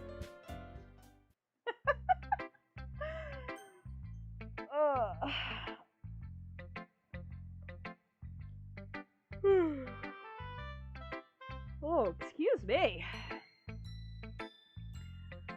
Oh, two horny teenagers. Alright, who do we share with? Well...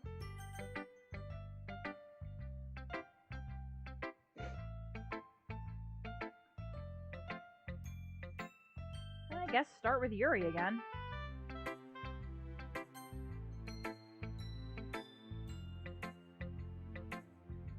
Let's see what you've written for today. Yuri stares at the poem with a surprised expression on her face. Do you like it? Luke, this one might be even better than yesterday's. How did you even pick up on this so quickly? Just yesterday, I was telling you the kind of techniques worth practicing. Maybe that's why. You did a good job explaining. I really wanted to try and giving it more imagery. Yuri visibly swallows. Even her hands appear sweaty. I'm not used to this. Used to what? I don't know. It's fine. Take your time. Yuri breathes and collects her thoughts. I know that Yuri likes to think before she speaks, so I offer that patience to her. Yeah. Just being appreciated like this, I guess. It probably sounds really stupid, but seeing someone motivated by my writing, It just makes me really happy. Are you saying you've never shared your writing before? Yuri nods. Really? I don't believe it. I really only write for myself. And besides, people would just laugh at me. Do you really think that? Again, Yuri nods. Huh. Even your close friends?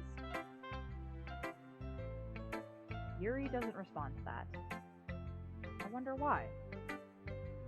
Anyway, do you want to share the poem you wrote today? Yeah, I do. If it's with you. Oh, more cursive. The Raccoon. It happened in the dead of night while I was slicing bread for a guilty snack. My attention was caught by the scuttering of a raccoon outside my window. That was, I believe, the first time I noticed my strange tendencies as an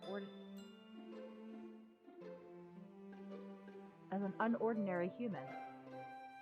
I gave the raccoon a piece of bread, my subconscious well aware of the consequences.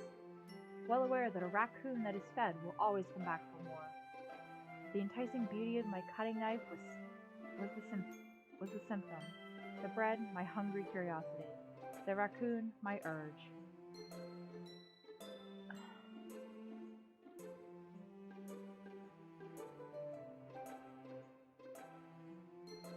The moon increments its phase and reflects that much more light off my cutting knife.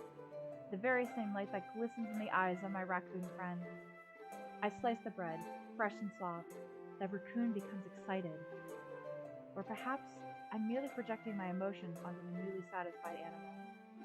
The raccoon is taken to following me. You could say that we've gotten quite used to each other. The raccoon becomes hungry more and more frequently, so my bread is always handy. Every time I brandish my cutting knife, the raccoon shows me its excitement. A rush of blood, classic Pavilion conditioning. I slice the bread, and I feed myself again.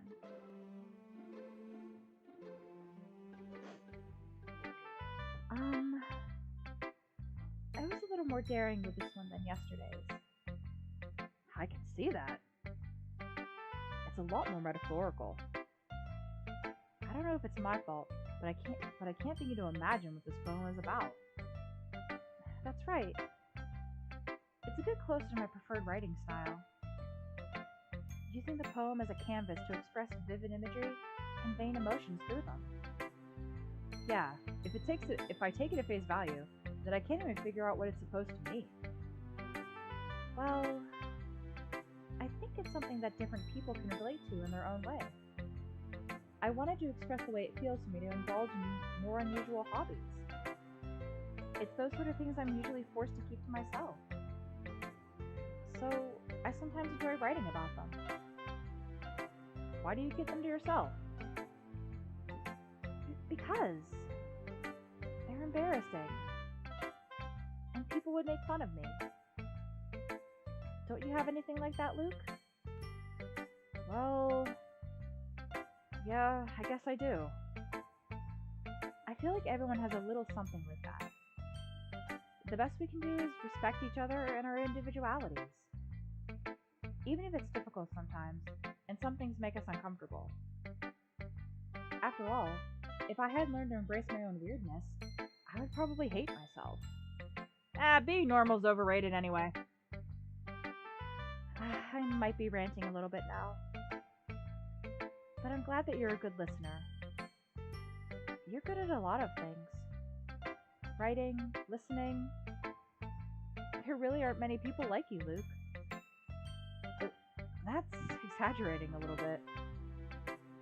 It's just how I feel. I never thought I would feel so comfortable sharing my writing. But now, I almost feel like I look forward to it. It's just a really nice feeling. And you're to thank for that. It's nothing, really. Yuri smiles sincerely at me. For just a moment, her timidness seems to disappear.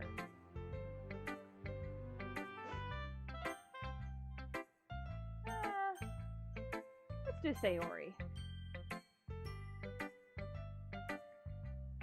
Ooh, I like this one, Luke. It has some real nice feelings in it. I'm glad. Does that mean it's better than yesterday's? Let me think. I don't know. I guess I like them both. That's not very helpful, you know. Well, I'm not very good at figuring out if poems are good or bad. But that's why I just go by my heart.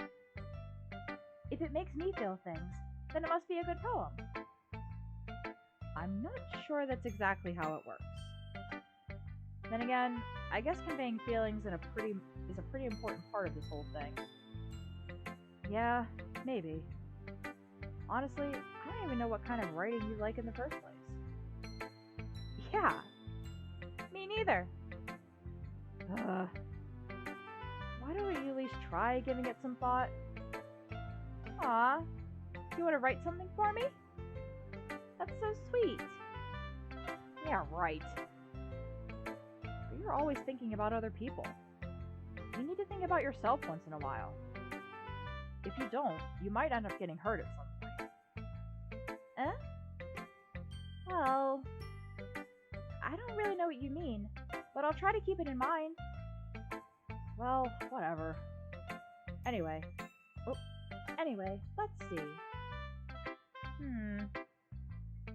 I guess I like happy poems. Wait, sometimes I like sad poems too. Sometimes a little bit of both. There's a word for that, right? What's the word I'm looking for? Bittersweet. Yeah. I like things that are happy and things that are sad. Happy and sad? I can't see you liking something sad, Sayori. Well, I like happy the most. But sometimes when you have a little rain cloud in your head, a sad poem can give the rain cloud a little hug. And makes a nice happy rainbow. Sayori, that's unexpectedly poetic. Is it? Maybe I'm getting better at expressing my feelings after all. Thanks, Luke. I should go write that down then. You can read my poem now, okay? Bottles.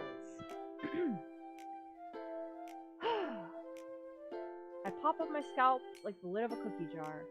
It's the secret place where I keep all my dreams. Little balls of sunshine all rubbing together like a bundle of kittens. I reach inside with my thumb and forefinger and pluck one out. It's warm and tingly. Whoops, too far. But there's no time to waste. I put it in a bottle to keep it safe, and I put the bottle on the shelf with all the other bottles. Happy thoughts, happy thoughts, happy thoughts in bottles all in a row. My collection makes me lots of friends. Each bottle a starlight to make amends. Sometimes my friend feels a certain way. Down comes a bottle to save the day. Night after night, more dreams. Friend after friend, more bottles. Deeper and deeper my fingers go. Like exploring a dark cave, discovering the secrets hiding in the nooks and crannies. Digging and digging, scraping and scraping. I blow dust off my bottle caps. It doesn't feel like time elapsed. My empty shelves could use some more. My friends look through my locked front door. Finally all done, I open up and in come my friends. In they come in such a hurry. Do they want my bottles that much? I frantically pull them from the shelf, one after the other, holding them out to each and every friend, each and every bottle. But every time I let one go, it shatters against the tile between my feet. Happy thoughts, happy thoughts, happy thoughts in shards all over the floor. They were supposed to be for my friends who aren't smiling. They're all shouting, pleading, something. But all I hear is echo, echo, echo, echo inside my head. That was kind of all over the place. Holy crap. Sayori, did you really write this? Of course I did. Didn't I tell you yesterday I was going to write the best poem ever? Yeah, but... I mean, I didn't expect something like this coming from you. Monica taught me a whole lot, and I've been really in touch with my feelings recently. I see that. It's almost kind of creepy. Creepy? Well, not exactly. Maybe because I'm so used to you being cheerful. Well, never mind. I'm thinking too hard about it. The point is, it came out good, so you should be proud of it. Aw, thanks. I feel like I was meant to express myself this way. It even helps me understand my own feelings a little bit better. Writing is like magic. You've gotten pretty passionate about this, huh? I hope you keep it up. Yeah, writing's the best. I'm gonna keep writing until I die. Don't get ahead of yourself. Sayori's always had a habit of getting obsessed with something before dropping it, no more than a week later. I wonder if this is one more of those times. But seeing the passion in her eyes makes it hard for me to be pessimistic.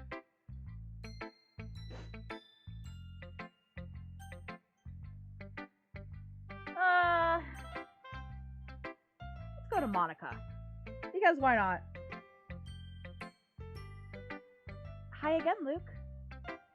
How's the writing going? Alright, I guess. I'll take that. As long as it's not going bad. I'm happy that you're applying yourself. Maybe soon you'll come up with a masterpiece. Excuse me. I wouldn't count on that. You never know. Want to share what you wrote for today? Sure, here you go. I give my poem to Monica. Alright. This one's good. It feels like you're not only getting more confident with your style, but the imagery is better than the last one I read. Just wondering, but have you been finding inspiration in Yuri's writing style? I guess so. You can't deny that she's talented. Yeah, totally. I think her poems are the most romantic. That's the best way to describe it. She's like a totally different person when she picks up a pen. I noticed that too. Or when she's talking about literature. It's like a light turns on inside her head. Sadly, it's hard to get much personal conversation out of her. Trust me, I've tried. Who knows what goes on in that head of hers? I hope you don't mean that in a bad way. No, of course not. I just meant that I wish she didn't keep so much to herself. But still, defending her like that, you must be pretty into her. You completely misunderstood. Calm down, I'm kidding. No, she didn't misunderstand a thing, boyo. Besides, I'm pretty sure she's already got a boyfriend. Wait, really? Yeah, a fictional one anyway. Monica kind of whispers that last part to me.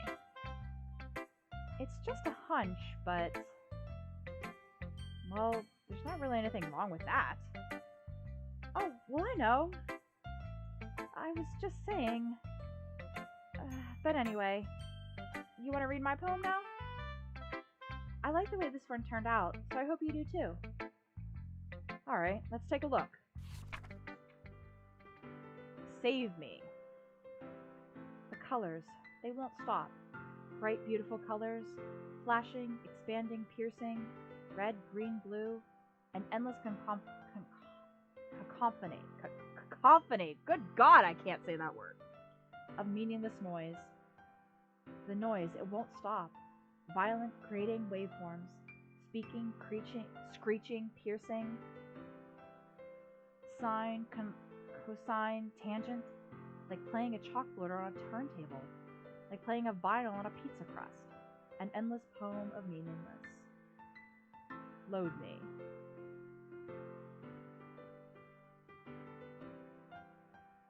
Whoops.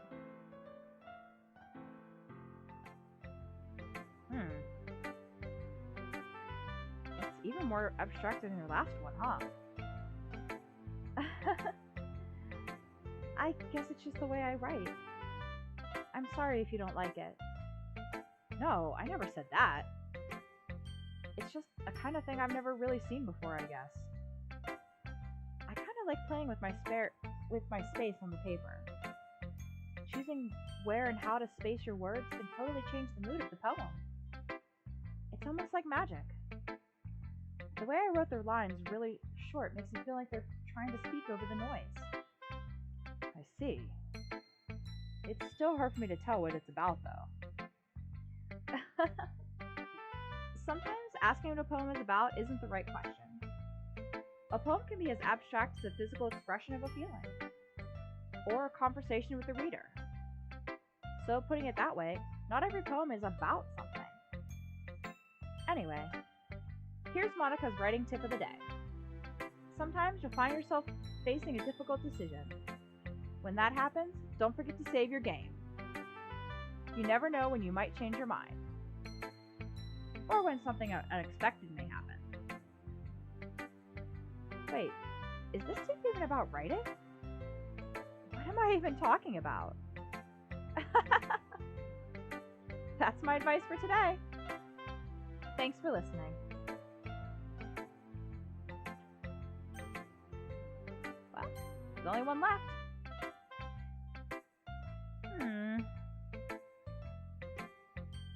Well, I can admit that it's better than the last one. It's nice to see that you're putting in some effort. That's good. But I still don't like this at all. It's trying too hard to be serious. Huh? What do you mean by that? Poems don't need to be all deep sounding to express something. It's going to just sound like you're forcing it unless you really don't suck at it. Honestly, don't bother trying to write poems like this until you're on Yuri's level. Natsuki stopped short all of a sudden.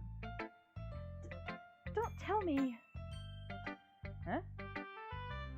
You're not trying to impress Yuri, are you? What are you talking about? And keep your voice down. You know Yuri would love this angsty. Just because she's a talented writer doesn't mean, looks like I'm in trouble. I somehow struck a nerve, though what I did is beyond me. I am so done with you. Natsuki shoved the poem I handed her back over to me. Take your stupid poem. If you wrote it for someone else, just don't show it to me. Ouch. This is what I get for letting a younger girl step into my business. Unless I was a mind reader, I was destined to be in a world of pain from the start. At least Natsuki wasn't really the girl I was trying to impress in the first place. Oh, we don't even get to read her poem. Okay, everyone. We're all done reading each other's poems, right? I have something extra planned today, so if everyone would come sit at the front of the room. Is this about the festival? Well, sort of. Do we really have to do something for the festival? It's not like we could put together anything good in just a few days. We'll just end up embarrassing ourselves instead of getting any new members. That's a concern of mine as well. I don't really do well with last-minute preparations. Don't worry so much. We're going to keep it simple, okay? We won't need much time for we won't need much more than a few decorations. Sayori has been working on posters, and I've designed some pamphlets we can give out during the event. Okay, that's great and all, but that doesn't tell us what we're actually going to be doing for the event.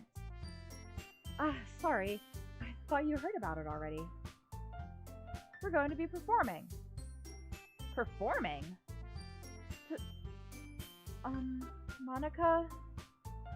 Yeah, we're going to have a poetry performance. Each of us is going to choose a poem to recite during the event. But the cool part is, we're also going to let anyone else come up and recite poems too. Sayori's putting it on all the posters in case anyone wants to prepare ahead of time. Sayori, who's been coloring a poster, holds it up for us to see. Are you kidding me, Monica? You didn't already start putting these posters up, did you? Well, I did. Do you really think it's that bad of an idea? Well, no. It's not a bad idea. But I didn't sign up for this, you know. There is no way I'm going to be performing in front of a group of people like that. I agree with Natsuki.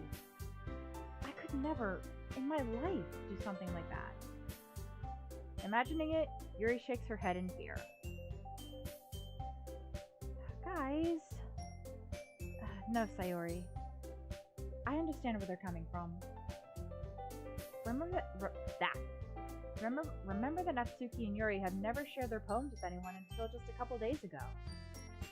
It's a lot to ask for them to recite their poems out loud to a whole room full of people. I guess I kind of overlooked that. So, I'm sorry. But, I still think we should give it our best. We're the only ones responsible for the fate of this club. If we start the event and each put on a good performance, then it will inspire others to do the same. La la la. Speaking is becoming harder. And the more people perform, the better we'll be able to show everyone what literature is all about. Yeah. It's about expressing your feelings, being intimate with yourself, finding new horizons, and having fun.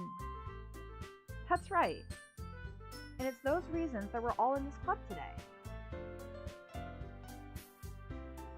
Don't you want to share that with others?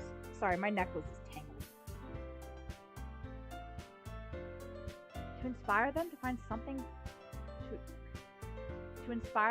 the same feelings that brought you here in the first place? I know you do.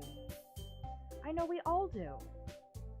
And if all it takes is standing in front of the room for 2 minutes and reciting a poem, then I know you can do it.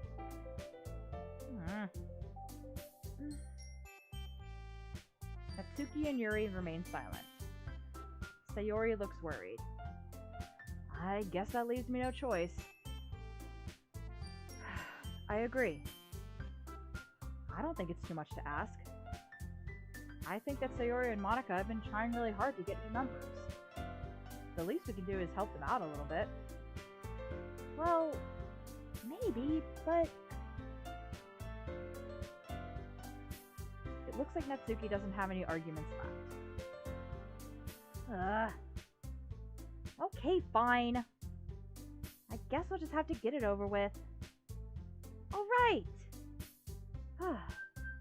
Thanks, Natsuki. What about you, Yuri? Yuri dejectedly glances around at everyone else's expectant faces. I guess I really don't have a choice. That's everyone!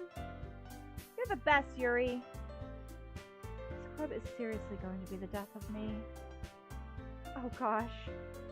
You'll be fine, Yuri. But anyway, let's move on to the main event. I want each of you to choose a poem of yours. We're going to practice reciting them in front of each other. No way! Monica! This is too sudden. Well, if you can't recite your poem in front of the club, how do you expect to do it in front of strangers? Oh no. Don't worry. I'll start off to help everyone feel a little more comfortable. Can I go next? Of course. Now let's see. Monica flips through her notebook to the specific poem she had in mind for herself. She then stands behind the podium. The title of this poem is The Way They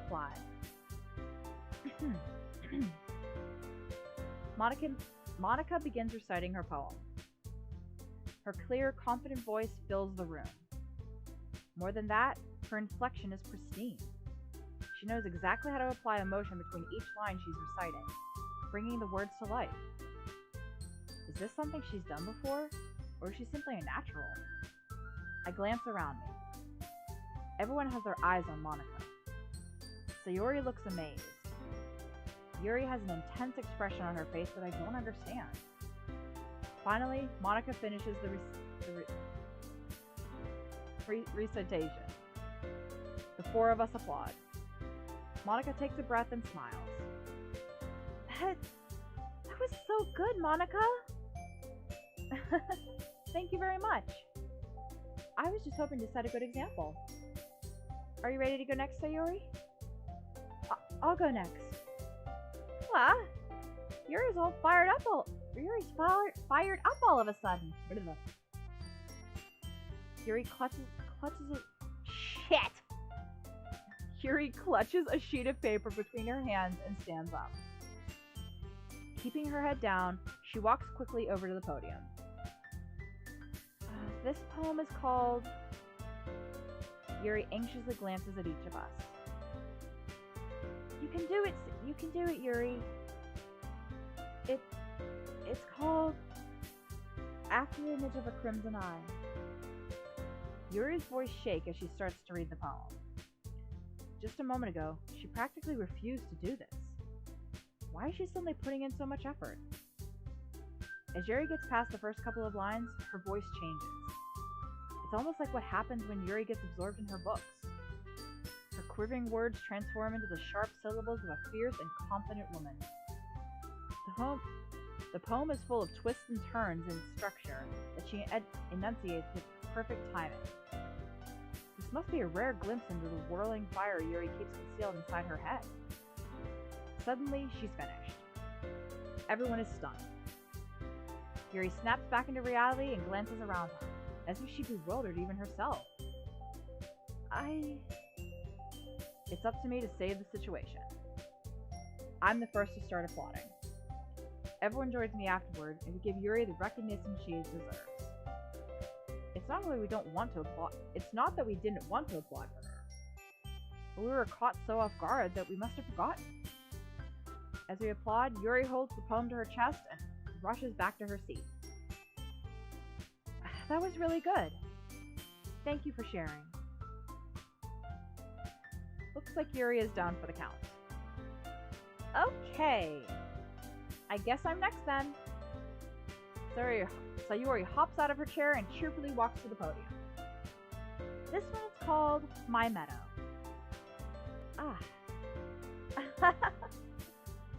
Sorry, I giggled.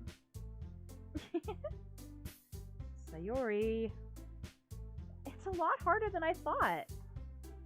How did you guys do it so easily? Try not to think of it like you're reciting to other people. Imagine you're reciting it to yourself, like in front of a mirror or in your own head. It's your poem, so it'll come out the best that way. I see. Okay then. Sayori begins her poem. Somehow, it feels like her soft voice was made as a perfect match. The poem isn't aimlessly cheery like Sayori is. It's serene and bittersweet. If I were to read this on paper, I probably wouldn't think much of it. But hearing it come from Sayori's voice almost gives it a whole new meaning. Maybe this is what Sayori meant when she said that she likes my poems. It's like I get to reach more deeply into someone I thought I knew through and through. Sayori finishes and we applaud. I did it! Good job, Sayori. Even Luke liked it. I guess that's a good sign. What does that even mean? It came out nicely, Sayori. The atmosphere of the poem fits you really nicely. But it might be that other poems wouldn't work quite as well with that kind of delivery. I don't really understand. In other words, I've seen poems of yours where that sort of gentle delivery wouldn't work as well. They might need a little more force behind them, depending on what you're reading. Oh, I know what you mean. That's... Well, I've been practicing that kind of thing. It's just embarrassing to do in front of everyone. Then next time, I'm going to make you pick a poem that challenges you a little more. We don't have much time before the festival, you know. Okay! Now, who's next? Natsuki? Don't make me go before Luke. Seems like I can compare to you guys anyway. Might as well let Luke lower everyone's standards a little before I have to do it. Natsuki... It's fine, it's fine. I might as well get it over with. But it's not like I have much of a selection with what to read. I'll just have to go with what I wrote for today. I stand up and step in front of the podium. Everyone has their eyes on me, making me feel terribly awkward. I recite my poem. Since I'm not exactly confident in my own writing, it's hard to put energy into it. Despite that, once I finish, I receive applause anyway. Sorry, I'm not really as good as everyone else. Don't worry about it so much. I think it's less about your abilities and more about your lack of confidence in your writing. That's something that I'll improve over time, though. Yeah, maybe. Alright then. That just leaves you, Natsuki. Yeah. I'm going. Natsuki begrudgingly gets out of her seat and makes her way to the podium. The poem is called... Why are you all looking at me? Because you're presenting. Anyway, the poem is called Jump. Natsuki takes a breath. Once she starts reciting the poem, her sour attitude disappears a little. While she's still a little unenthused, the poem has a rhythm and rhyme to it. It's Natsuki's trademark style, and it works surprisingly well when spoken aloud. The words feel like they bounce up and down, as if giving life to the poem.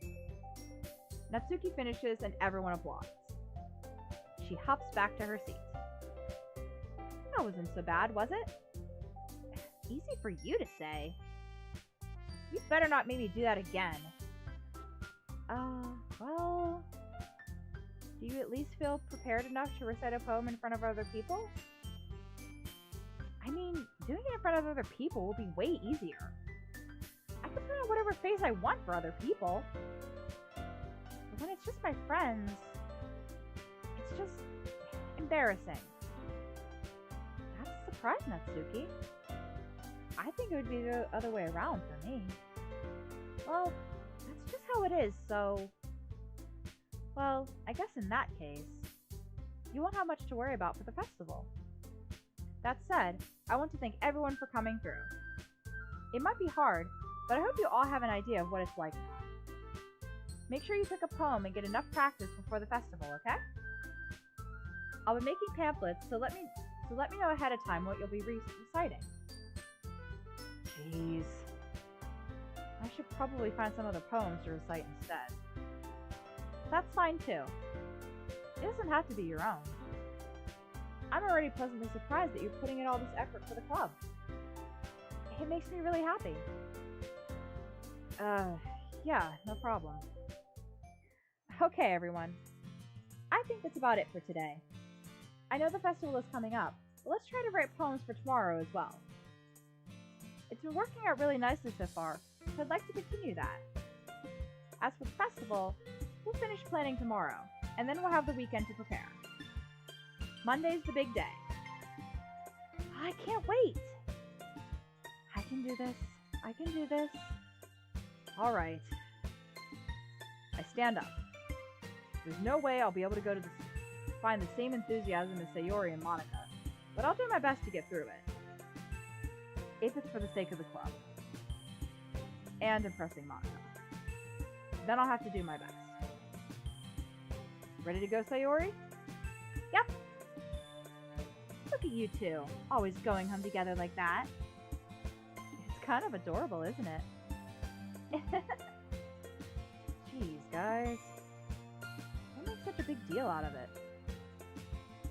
It must be a little nice, though. Whoa. Oh, wrong voice. How am I supposed to respond to that? It's okay, Luke. You don't have to say it. Whatever. Let's go already.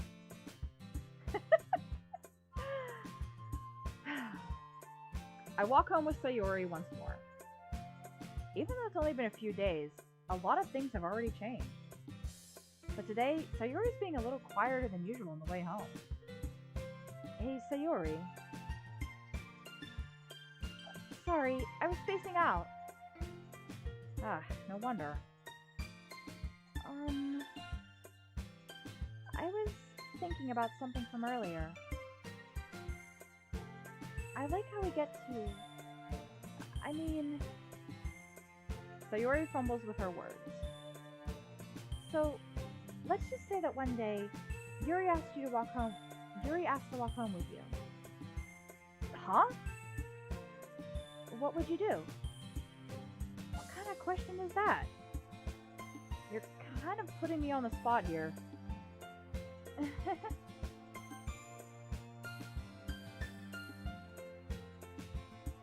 Oh boy. What do we pick, y'all? Take a short. Let me stretch. Oh my goodness. Whew. Goodness me.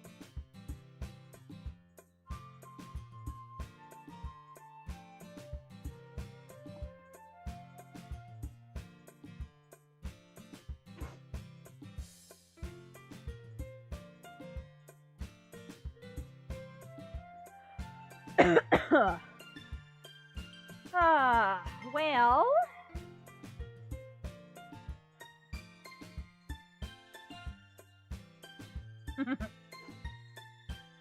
Decisions. God. It's a... Sayori? Alright. Ow.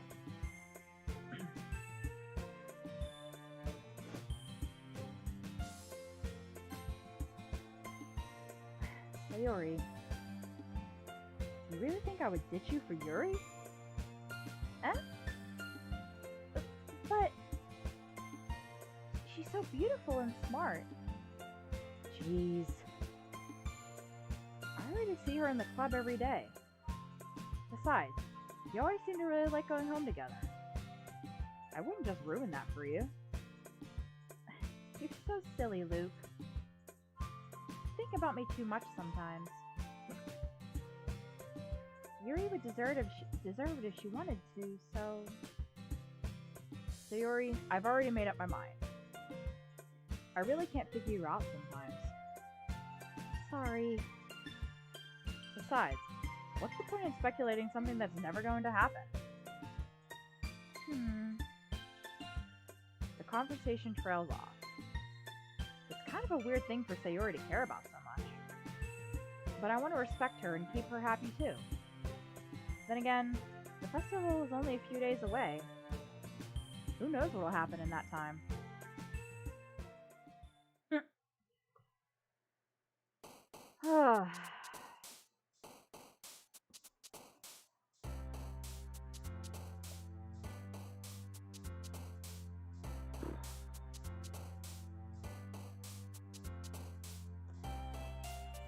Let's get through the poem. Let's see. Graveyard.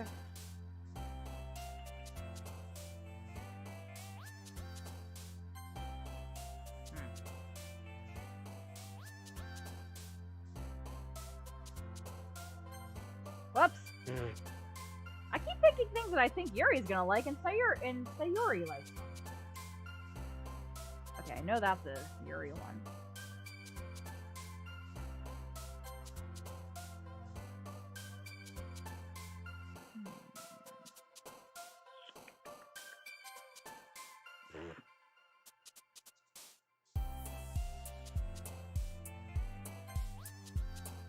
Sheesh, this one's harder.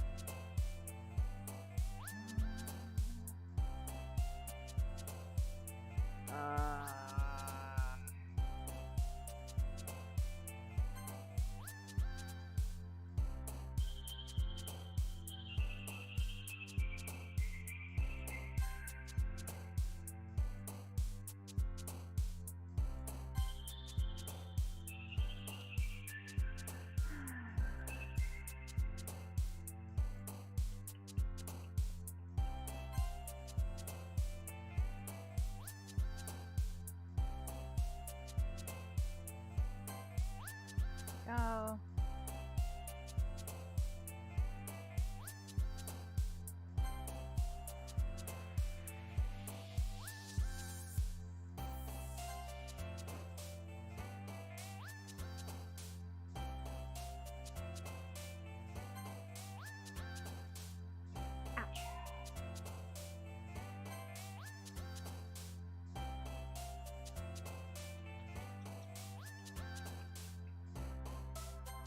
Whoops.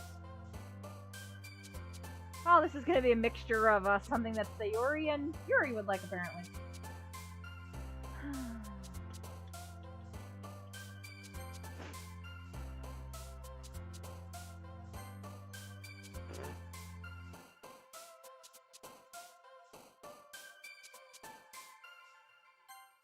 There we go.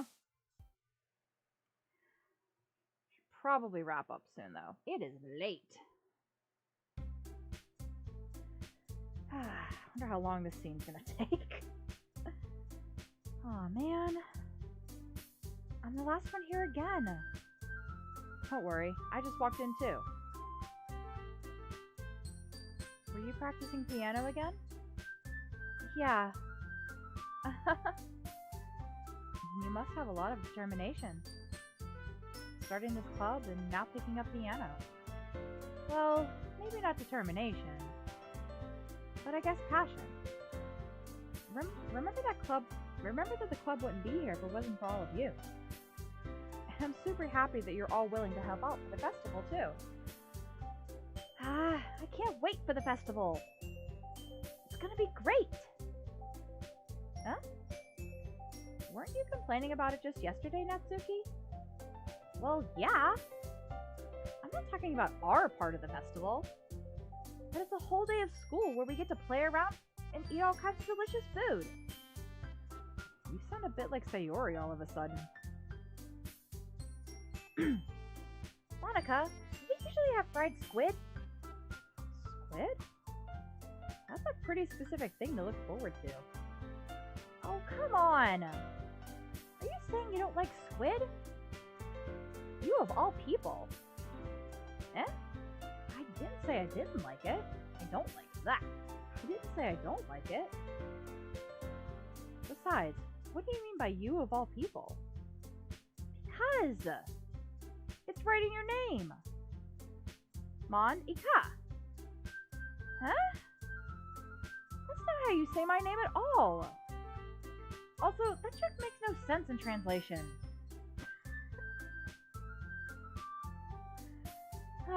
Never mind. Let's just focus on our own event for now, okay? Fine, fine. Your reactions aren't as funny as Yuri or Sayori's anyway. Excuse me? Where is Sayori anyway? Oh, there you are. Sayori is sitting at a desk in the corner of the room, looking down at nothing. I walk over to her. Hey, Sayori. I wave my hand in front of her face. Huh? You're spacing out again. Sorry. Don't mind me. You can go talk to everyone else. Huh? Is everything alright? Of course. Why wouldn't it be? It just feels like you're a little off. Sorry for assuming things. Jeez, you worry too much about me. I'm fine, see? Sayori shows me a big smile. Don't let me distract you from having fun with everyone else. Well, alright. If you say so. I worriedly glance at Sayori before turning back towards everyone else. But the conversation has already dispersed, with everyone back to their usual activities. So this club basically, it's, hey, let's get together and just kind of do our own shit. And then we'll spend 5 minutes doing something related to literature and then go home.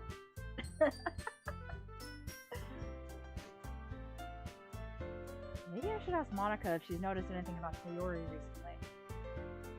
Since they've been preparing for the festival, they might be spending a lot of time together. I timidly approach Monika, who is shuffling through some papers at her desk. Luke, what's up? Hey, this might sound a little strange, but have you noticed anything up with Sayori recently? Anything up with her? In what way do you mean? Maybe I'm reading a little too much, reading into it a little too much, but she seems a bit downcast today. Oh, you think so? I can't say I've noticed anything about her. Monica peers across the room at Sayori, who is idly dragging a rubber eraser up and down her desk. Maybe there is something on her mind. But I'm surprised I'm not the one you... Yeah. But I'm surprised...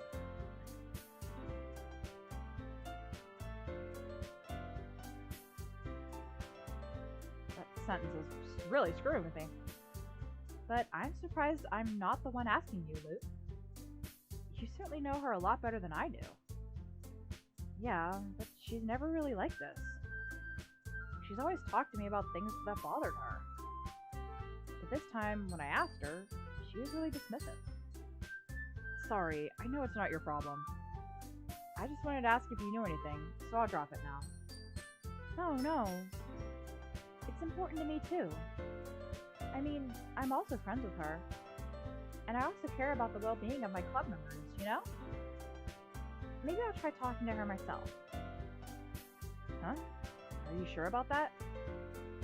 She seemed like she wanted to be left alone. Are you sure?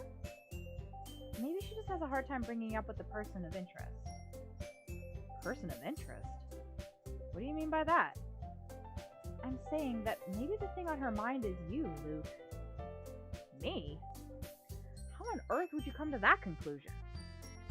Well, I probably shouldn't say too much, but Sayori talks about you more than anything else, you know? Huh? She's been so much happier ever since you joined the club. It's like an extra light that was turned on inside of her. What? No way. Sayori is always like that. She's always been full of sunshine. It's not any different than now than it has been. You're so funny, Luke. Have you thought that maybe you've always seen her as so cheerful because that's just how she is when she's around you? I said too much. I'm sorry. What do I know anyway? I didn't mean to jump to conclusions. So you should just forget about what I said. I'll try to talk to her. So try not to think about it for now. Alright. Monica smiles meaningfully. I know she said to forget about it, but I already know that I won't be able to get her words out of my head. Monica stands up from her desk and walks across the room to where Sayori is sitting. I watch her kneel down next to Sayori and gently talk to her. But she's keeping her voice so quiet that I can't hear her from here. I sigh and sit down myself. I know Sayori told me not to worry about her, and to have fun with everyone else. But that's impossible to do when she's behaving like this. Exactly how much do I care about her that I'm letting this weigh me down so much? Now it feels like I'm the one behaving out of the ordinary. But there's nothing I could do besides wait for Monica. Why does it feel like I'm being watched? I glance around the room. Suddenly, I notice Yuri peering at me from over her book. But she looks away just as quickly with a flustered look on her face. I realize that she won't get anywhere like this. I've never really seen Yuri approach anyone or start a conversation on her own accord. So I have no choice but to approach her myself. By now, it's a little easier for me to do that. I stand up from my desk and sit in the one next to her. I didn't mean to bother you or anything. Relax, you didn't even do anything.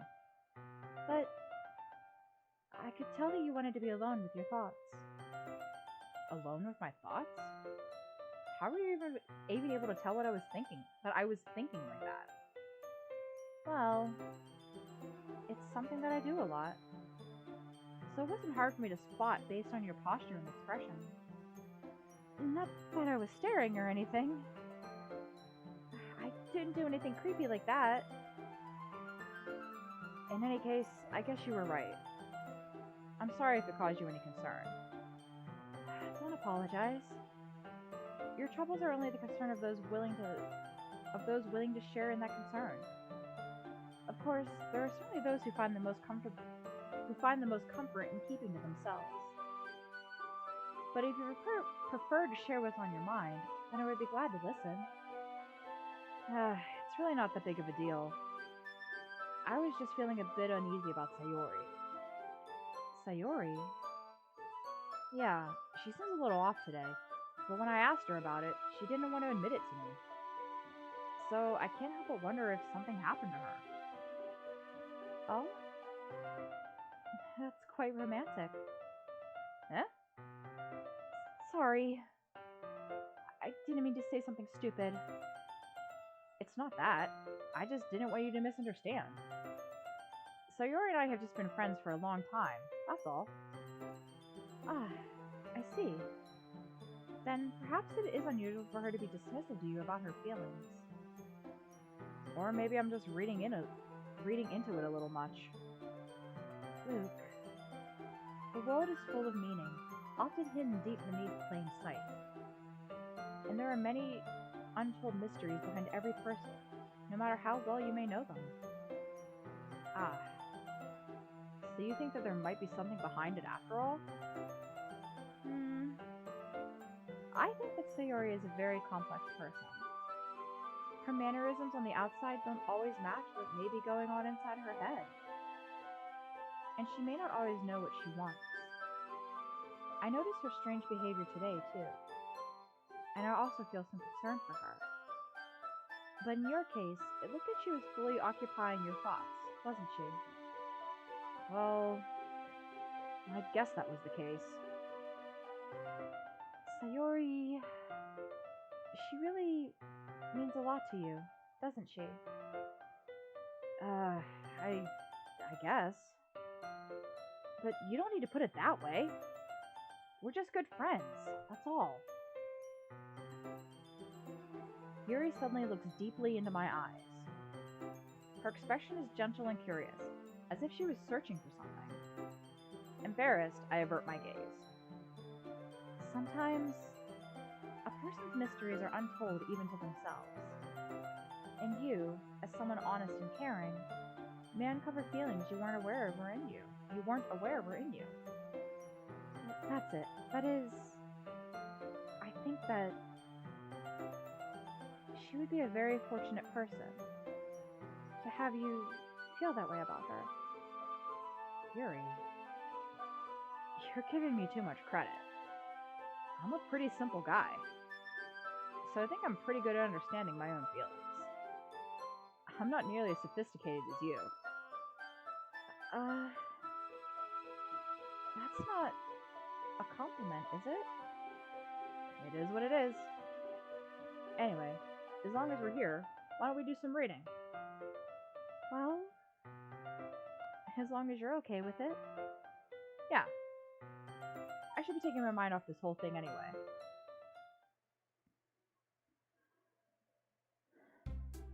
Okay, everyone. After some time passes, Monica calls out to the club room. Why don't we share our poems now? Before I know it, everything is back to normal. Everyone goes to retrieve their poems, and I do the same. I make eye contact with Monica, and she smiles at me. I wonder what she was talking about with Sayori.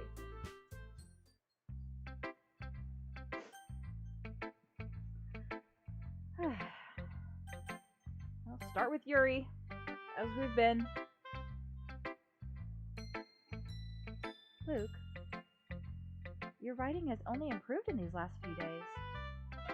Every poem you've shown me has been nothing short of spectacular. I can really feel the emotions.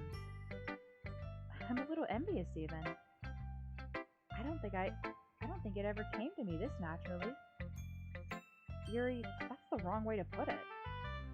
This never did come naturally to me. But I've been able to improve so much thanks to you. You're really the example I was chasing after. Is that so? Yuri gently smiles to herself.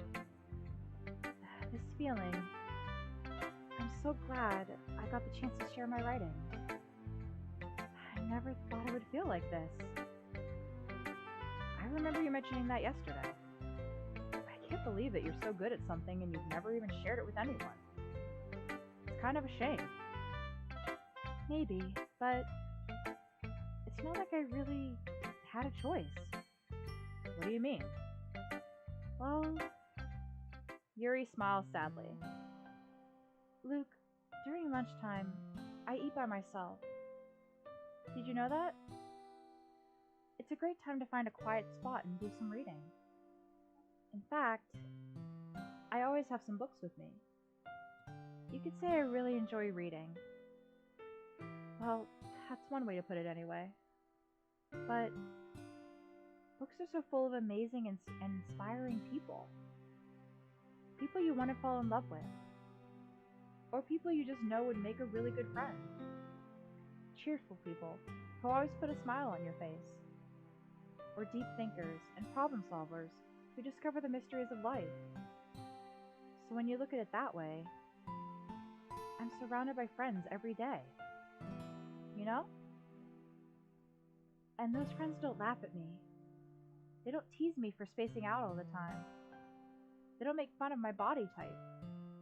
And they don't hate me for acting like a know-it-all. People say that about you? I'm not a know-it-all, Luke. It's the opposite. I don't know anything. I don't know how to talk to people. I don't know how to make people see me as normal. Normal is overrated. I don't even know how to make myself happy. I have all these feelings, and all I can do with them is read and write. But it wasn't until now that I started sharing it with you that I really understood what it was missing all this time. But I haven't really done anything. No, that's wrong. Just being patient and respectful. That's really important to me. I know I'm a difficult person, Luke. I speak too slowly. I second guess myself all the time. I read too deeply into things. But every time, you've always treated me just like everyone else. It's so rare that I feel comfortable with myself when I talk to others. But that's why every time I talk to you, I just feel really happy. I see. Well, I treat you how you deserve to be treated, Yuri. And if other people don't see it that way, then screw them. I mean, I joined this club hoping I would make friends. And I would say I've had at least one success. Wouldn't you? If you put it that way, yeah. We really are friends now, aren't we? Yuri puts her head in her hands. By this time, she's smiling as she does it. Do you want to show me your poem? Yeah, I do. Let me get it for you. Ghost Under the Light, Part 2. The tendrils of my hair illuminate beneath the amber glow, bathing. In the distance, a blue-green light flickers. A lone figure crosses its path, a silhouette obstructing the eerie glow. My heart pounds. The silhouette grows. Closer, closer. I open my umbrella, casting a shade to shield me from visibility. But I am too late. He steps into the streetlight. I gasp and drop my umbrella. The light flickers. My heart pounds. He raises his arm. Time stops. The only indication of movement is the amber light flickering against his outstretched arm. The flickering light is in rhythm with the pounding of my heart, teasing me for succumbing to this forbidden emotion. Have you ever heard of a ghost feeling warmth before? Giving up on understanding? I laugh. Understanding is overrated. I touch his hand. The flickering stops. Ghosts are blue-green. My heart is amber.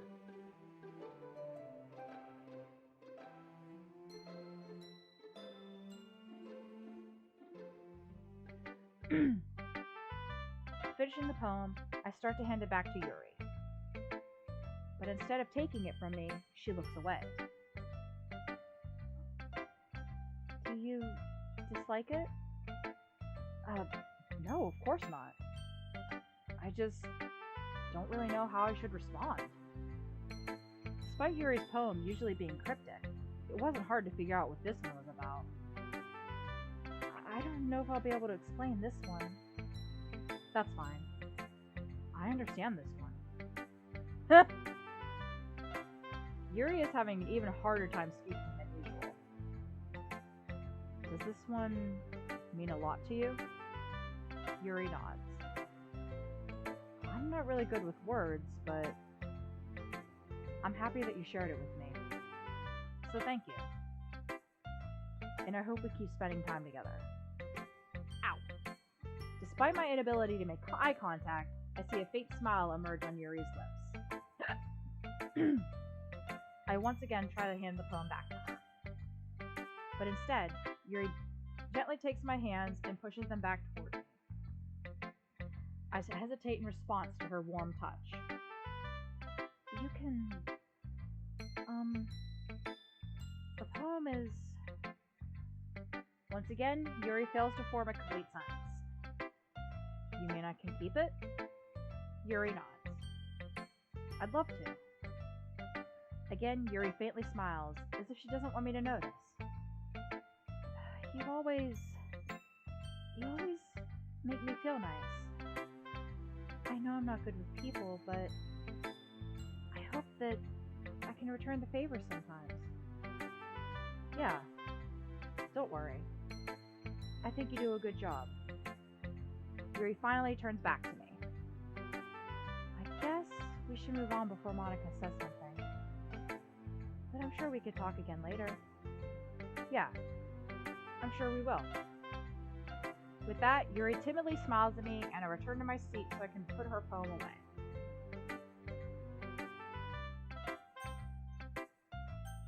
Let's go to Monika next. Ow. Hi, Luke. Have you thought about what you want to submit to perform at the festival? Well, being in this club is one thing. Performing in front of a bunch of people? I'll have to give it some more thought. Okay, no pressure. But whatever you do, I'm sure it'll turn out great. It would also make me happy to see. Anyway, let's take a look at today's poem. Sure. I let Monika take the poem I'm holding in my hands. Your style has gotten so refined, Luke.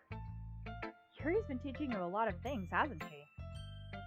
Well, I guess so.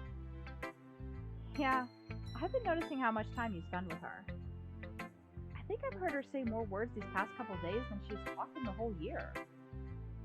Not sure how you did it. That's pretty impressive. Well, she just needs some patience and a way to talk about the things in her head, I guess. I feel like my headphones are falling off my head. Take that off. I'm still getting the hang of it myself. You're certainly putting in a lot of effort. You must really like her. That's... It's awfully suspicious, you know? Spending time with her in the club room every day, reading that edgy novel with her. Well, I just feel bad that she's always had a hard time socializing. It makes me want to make sure she doesn't spend all her time alone. Besides, the novel isn't too bad either, you know? Alright. I get you. Just be careful, alright? I know that Yuri isn't used to opening herself up. So if something bad happens while she's vulnerable, then it could be really hard for her. Her books aren't a total escape from reality. They're just a bandage. You say that like I'm going to hurt her. Sorry, I didn't really mean that. If anything, she might accidentally hurt herself. Anyway, I'll share my poem with you now, alright? Alright. lady who knows everything. An old tale tells of a lady who wanders earth, the lady who knows everything. A beautiful lady who has found every answer, all meaning, all purpose, and all that was ever sought. And here I am, a feather. Lost adrift the sky, victim of the currents of the wind. Day after day I search. I search with little hope, knowing legends don't exist. But when all else has failed me, when all others have turned away, the legend is all that remains, the last dim star glimmering in the twilight sky. Until one day, the wind ceases to blow. I fall, and I fall and fall and fall even more, gentle as a feather, a dry quill, expressionless. But a hand catches me between the thumb and forefinger, the hand of a beautiful lady. I look at her eye and find no end in her gaze. Look at her eyes. The lady who knows everything knows what I am thinking. Before I can speak, she responds in a hollow voice. I have found every answer, all of which amount to nothing. There is no meaning, there is no purpose, and we seek only the impossible. I am not your legend. Your legend does not exist. And with a breath, she blows me back afloat, and I pick up a gust of wind. You know, I feel like learning and looking for answers are the sorts of things that give life meaning. Not to get too philosophical or anything, but it was kind of on my mind, so that's what I wrote about. I see. I never really put that much thought into it. In a way, it's almost paradoxical. Because if we had all the answers, wouldn't the world start to lose its meaning? You know, there's one thing I noticed. It seems like everyone in the club prefers writing about things that are more sad than happy. Are you surprised? I mean, if everything was okay, we wouldn't really have anything to write about, would we? Humans aren't two-dimensional creatures. I think you know that better than anyone. You mean one-dimensional? Yeah, that. Anyway, here's Monica's writing tip of the day. Are you ever too shy to share your writing because you're afraid that it's not good? It can be really disheartening to get a lukewarm response to something you put so much into. But if you find other people who enjoy writing, then sharing becomes a lot easier. Because instead of just telling you that your writing is good or okay or bad, they'll want to focus more on everything that went into it and the things you can work on. It's much more encouraging that way, and it will make you want to continue improving. It's almost like having your own little literature club, don't you think? That's my advice for today. Thanks for listening. Do Natsuki next. Yeah, no thanks. Huh? You didn't even... Next! Wow, we really got on her shit list.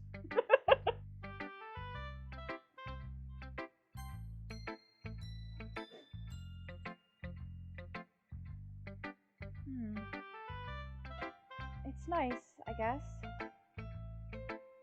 Come on, I can already tell that you don't like it. Well, you don't need to worry about what I think. After all, you wrote this for someone else, didn't you? Probably Yuri. Eh? I didn't write this for anyone specifically. Maybe. That's not really what I meant, though. But it's okay. You're making new friends, just like I was hoping. That makes me really happy. And you're happy too, right? In this club? Well, of course I am. Good. That's all that matters to me. Thank you, Luke. Sayori, is there something wrong? Huh? No, nothing. I'm just a little tired today. Alright. Just tell me if you need anything. I will. Don't worry about me, okay? You can go play with everyone else now. If you insist. Yay! I'm gonna go home a little bit early today. Sayori? Tell Monica I wasn't feeling well, okay? I'll see you tomorrow. Before I can say anything, Sayori cheerfully walks out of the classroom, humming to herself.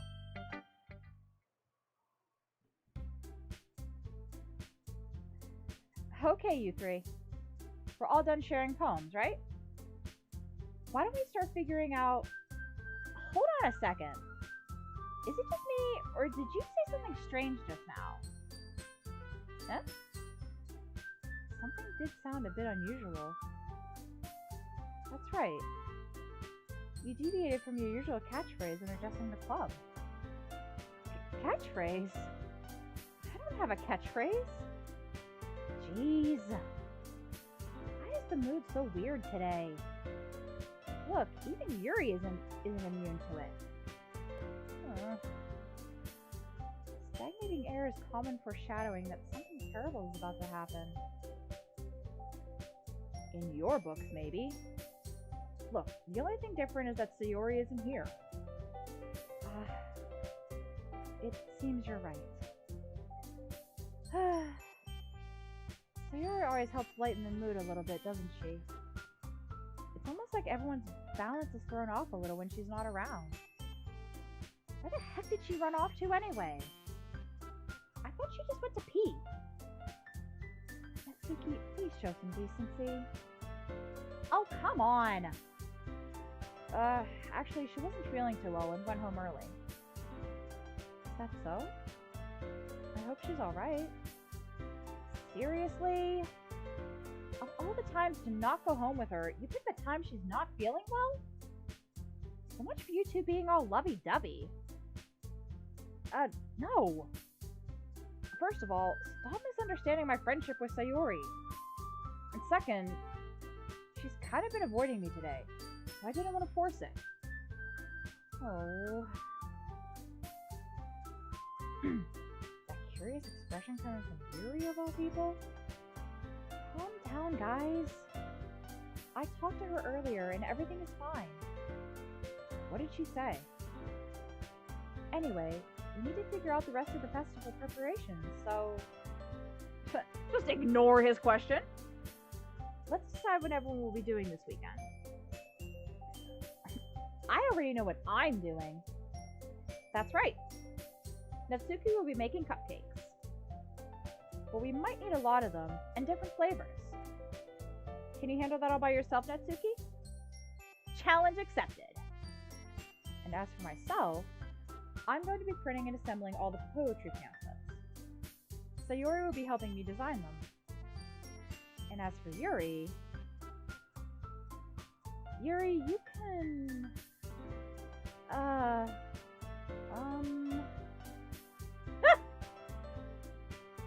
Guys, can you help me come up with something for Yuri?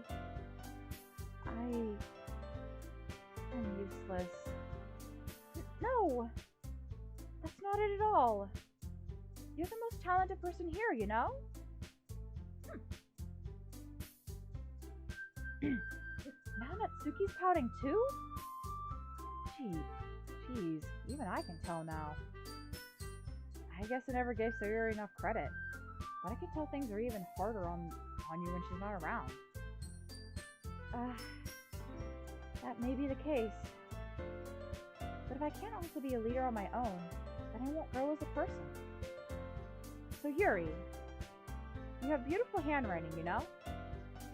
So you should make some banners and decorations to help set the atmosphere. Atmosphere? About that, I love atmosphere. Yuri's expression suddenly changes as she stares at her desk in focus and starts nodding to herself. Your mind is already racing, I see. That's great. You'd be a wonderful help, Yuri. But anyway, that just leaves you, Luke. One who is truly useless. Don't say that. In fact, Both Natsuki and Yuri have some pretty heavy tasks to handle. It would probably go a long way to give one of them a hand. You could always help me out as well. I would be really appreciative of that. That's... Is Monica suggesting I spend the weekend with one of my club members? How on earth are they going to respond to a suggestion like that? I suppose I wouldn't mind a bit of help. Well, even if you don't know how to bake, there's always some dirty work I could give to you. It's not like Monica is going to give me a choice, and you shouldn't be sitting on your butt anyway. Natsuki tries to mumble a bunch of excuses like that. If I recall, Natsuki, you mentioned that you would like to handle the baking on your own. Luke may not like to be around you if you only make him out to be a nuisance. So therefore, he may be more suited to assisting with the decorations. Hold on! I never said that! How hard could it be to make a few decorations anyway? Sounds more like you're just making excuses for Luke to... What are you saying? It will be extremely meticulous work. And baking isn't? Just what do you think? Guys, let's settle down for a moment. In the end, I think it's up to Luke to decide how he'd like to contribute. Besides, he hasn't really gotten the chance to spend any time with me yet, you know? So I'm sure he's interested in... You literally just said... I'm surprised as well. Sorry. I was just saying, though. Jeez. Can we just settle this already? Yeah. Luke, you're okay with this, right? In the end, it's up to you. Yes, leave the boy to decisions. Of course. Very well. In that case, everyone looks straight at me. But of course, I'm going to go with... Well... Ow, hang on, stretch. I'm gonna do Yuri, I just need to stretch. Because this is definitely a time to do that.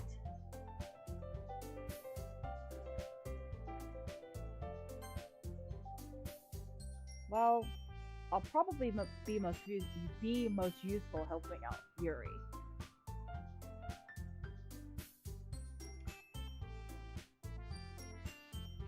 Oh, wait. There we go.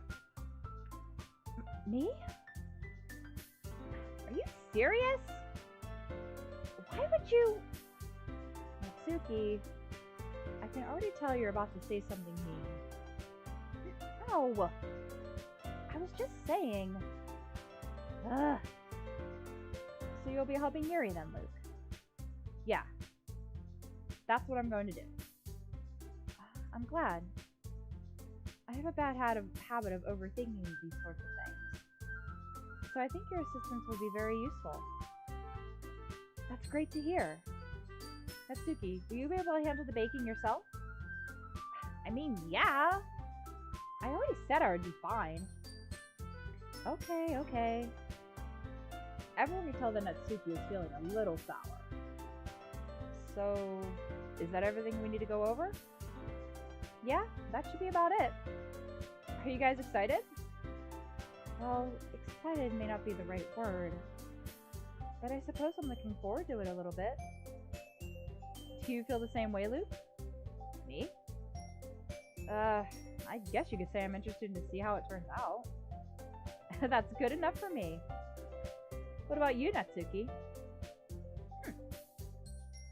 Natsuki? What? Why is everyone yelling at me? I didn't even do anything. No. That's not what I meant at all. Yuri anxiously glances between everyone in the room. I'm sorry for this. I don't really know why Luke picked me. And also, Your cupcakes are the best cupcakes I've ever had. They go really well with my tea. And nothing I do for the event will compare to that, so... I get it. I'm kind of surprised, though. Why? Well, I'm the one acting immature. I already know that. But you're trying to cheer me up all of a sudden. I know I'm not very good at it. I'm sorry if I said something bad. Natsuki isn't the only one surprised. Monika and I are also taken aback by Yuri's words. When she already has trouble with words, trying to cheer someone up must be far out of her own comfort zone. But I begin to understand. Yuri was trying to sound like Sayuri. Even if it didn't work perfectly, I could tell that she tried to say something Sayuri would say in a time like this. Because Sayuri always helps everyone smile and feel good about themselves. No! I kinda appreciated it. I'm sorry for making a big deal out of nothing. But I'm going to say this. You better bet that my cupcakes are going to be the best part of the whole event. I believe you. Yeah. I hope to see everyone do their best. But with that, there's nothing more for today. So I guess it's time for us to head out. Alright, let's get out of here then. Everyone packs up their things. I start to follow Monika and Natsuki out the door as they chat between each other.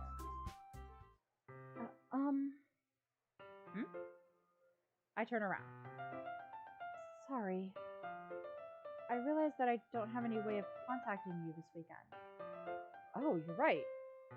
I can't believe that slipped my mind. Should I give you my phone number? I think that would be the best way, yes. Alright then. Yuri and I exchange phone numbers. Okay. Then I'll be stopping by your house on Sunday. Eh? My house? Is that a problem? No, not at all. I just thought that I would be the one going to your house since I'm the one helping you. I suppose that makes sense.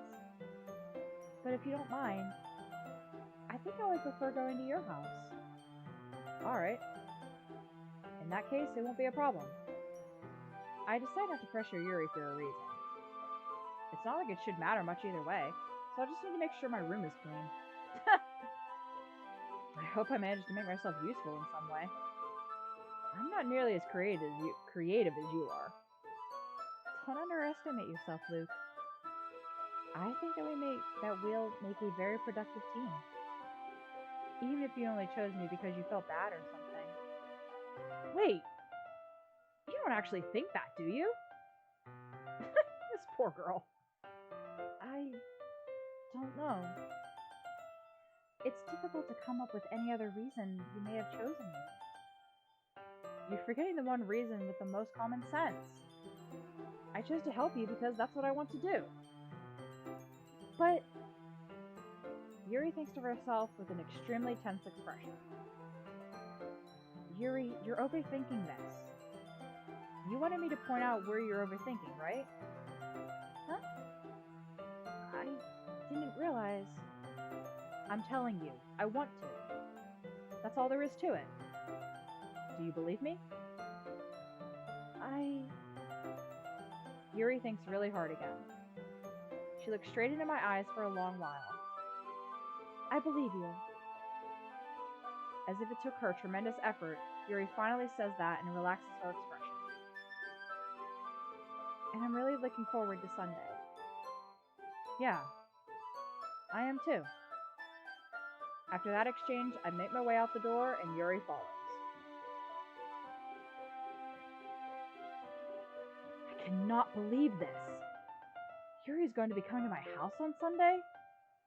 My anxiety shoots through the roof. Even though I've gotten pretty used to handling her at this point, there's no telling what might happen when we're outside of school. More than that, she told me that she was looking forward to it. Is this the chance I have to make something happen between us? Or is it too early for that? Only time will tell. But until then, I won't be able to take my mind off it.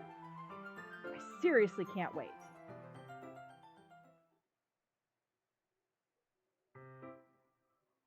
Okay. How do I...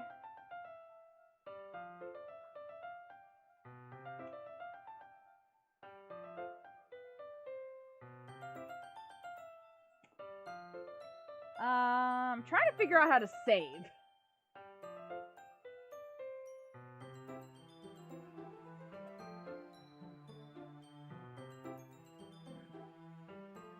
Like, there's buttons at the bottom, but I have no way of... How do I save? I don't know.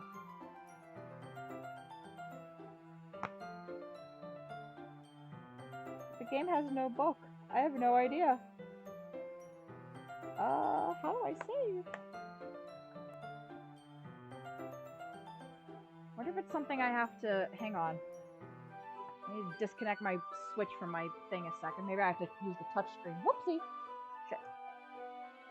Oh, don't leave that under there. I'll run it over. Ugh, shit. Okay, hang on. Aha!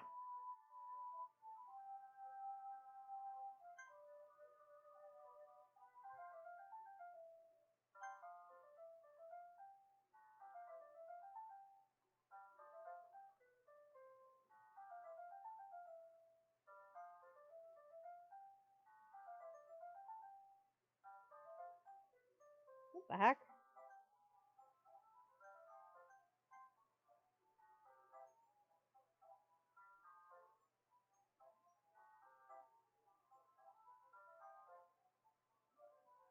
Oh, okay, it like auto saves.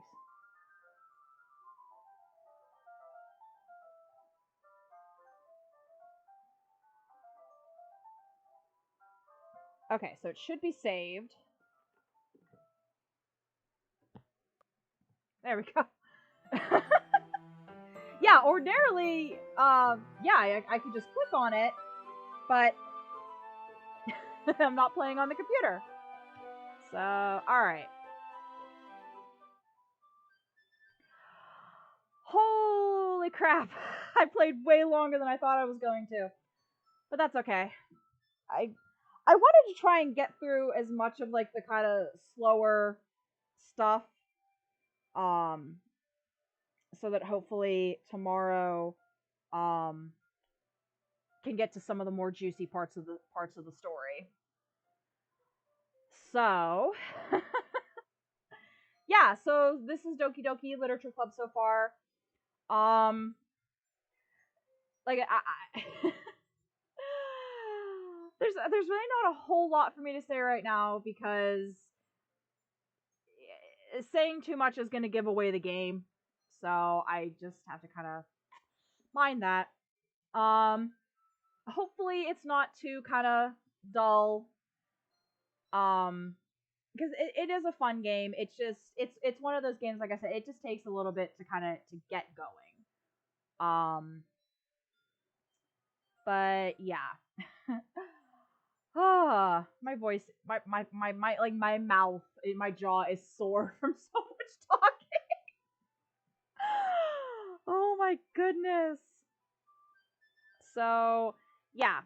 I thought I could finish this in a weekend, but I'm thinking I might not. I don't know. I don't know if I will be able to finish this tomorrow. So maybe I should have started this last night. Whoops. Oh well. I mean, I guess if I have to continue beyond October, I will, because there's really no point in stopping in the middle of it just because October ends. So, yeah, but I will be back. I will be back tomorrow with this. We'll start off with hanging out with Yuri, making some decorations and stuff for the school festival. And then after that, it will be the festival. So, That's about when it kind of starts picking up.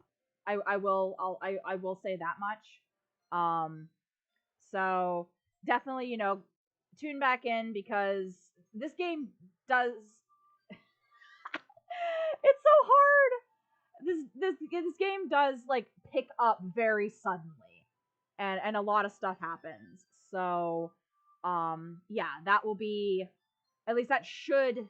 I'm pretty sure if I remember correctly, that happens pretty quick. Um, but then again, there's also additional stuff to this game, so they may have added something in there. I'm not 100% sure. But either way, thank you all for joining me. I really appreciate it. I always do. Like I said, this was a bit of the slower part of the game. Just kind of get a feel for the characters and all of that. So I hope you all will tune in tomorrow to see what twists this game has, because I promise they are some pretty good ones. I will say that much. I do have trick or treat tomorrow, so I'll be handing out candy here. That check my Facebook. Yeah, I saw that you messaged me. There is trick or treat in my area tomorrow, so I will be handing out candy, which I need to get together tonight. What is sleep? God almighty. So it'll be a little bit later of a start because trick or treat ends at 8 o'clock. Oh my god, what did you do?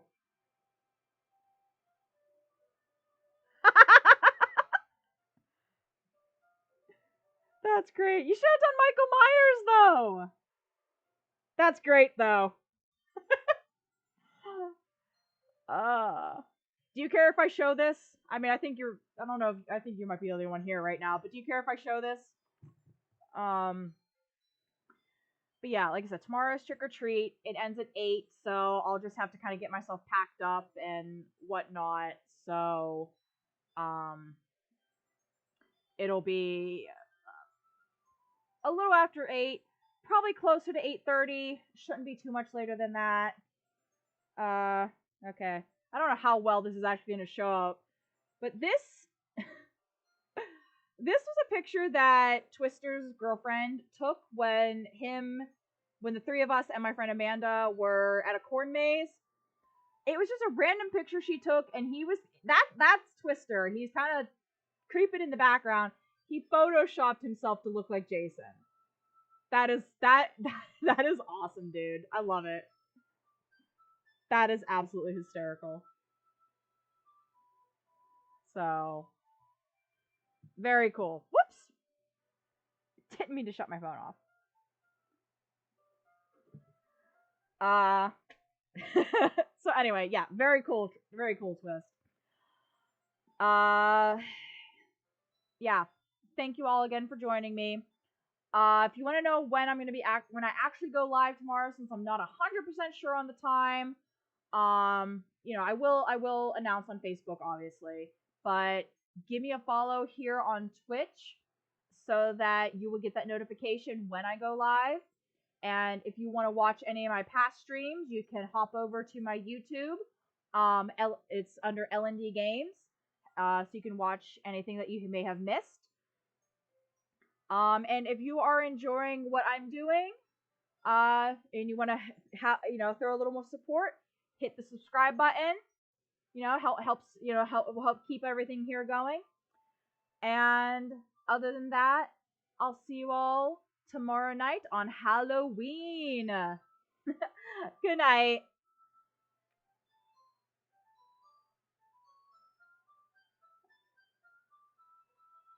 Yeah, you'll get there. That's still sorry. That's still impressive for, just kind of fiddling with it. So, it's very cool.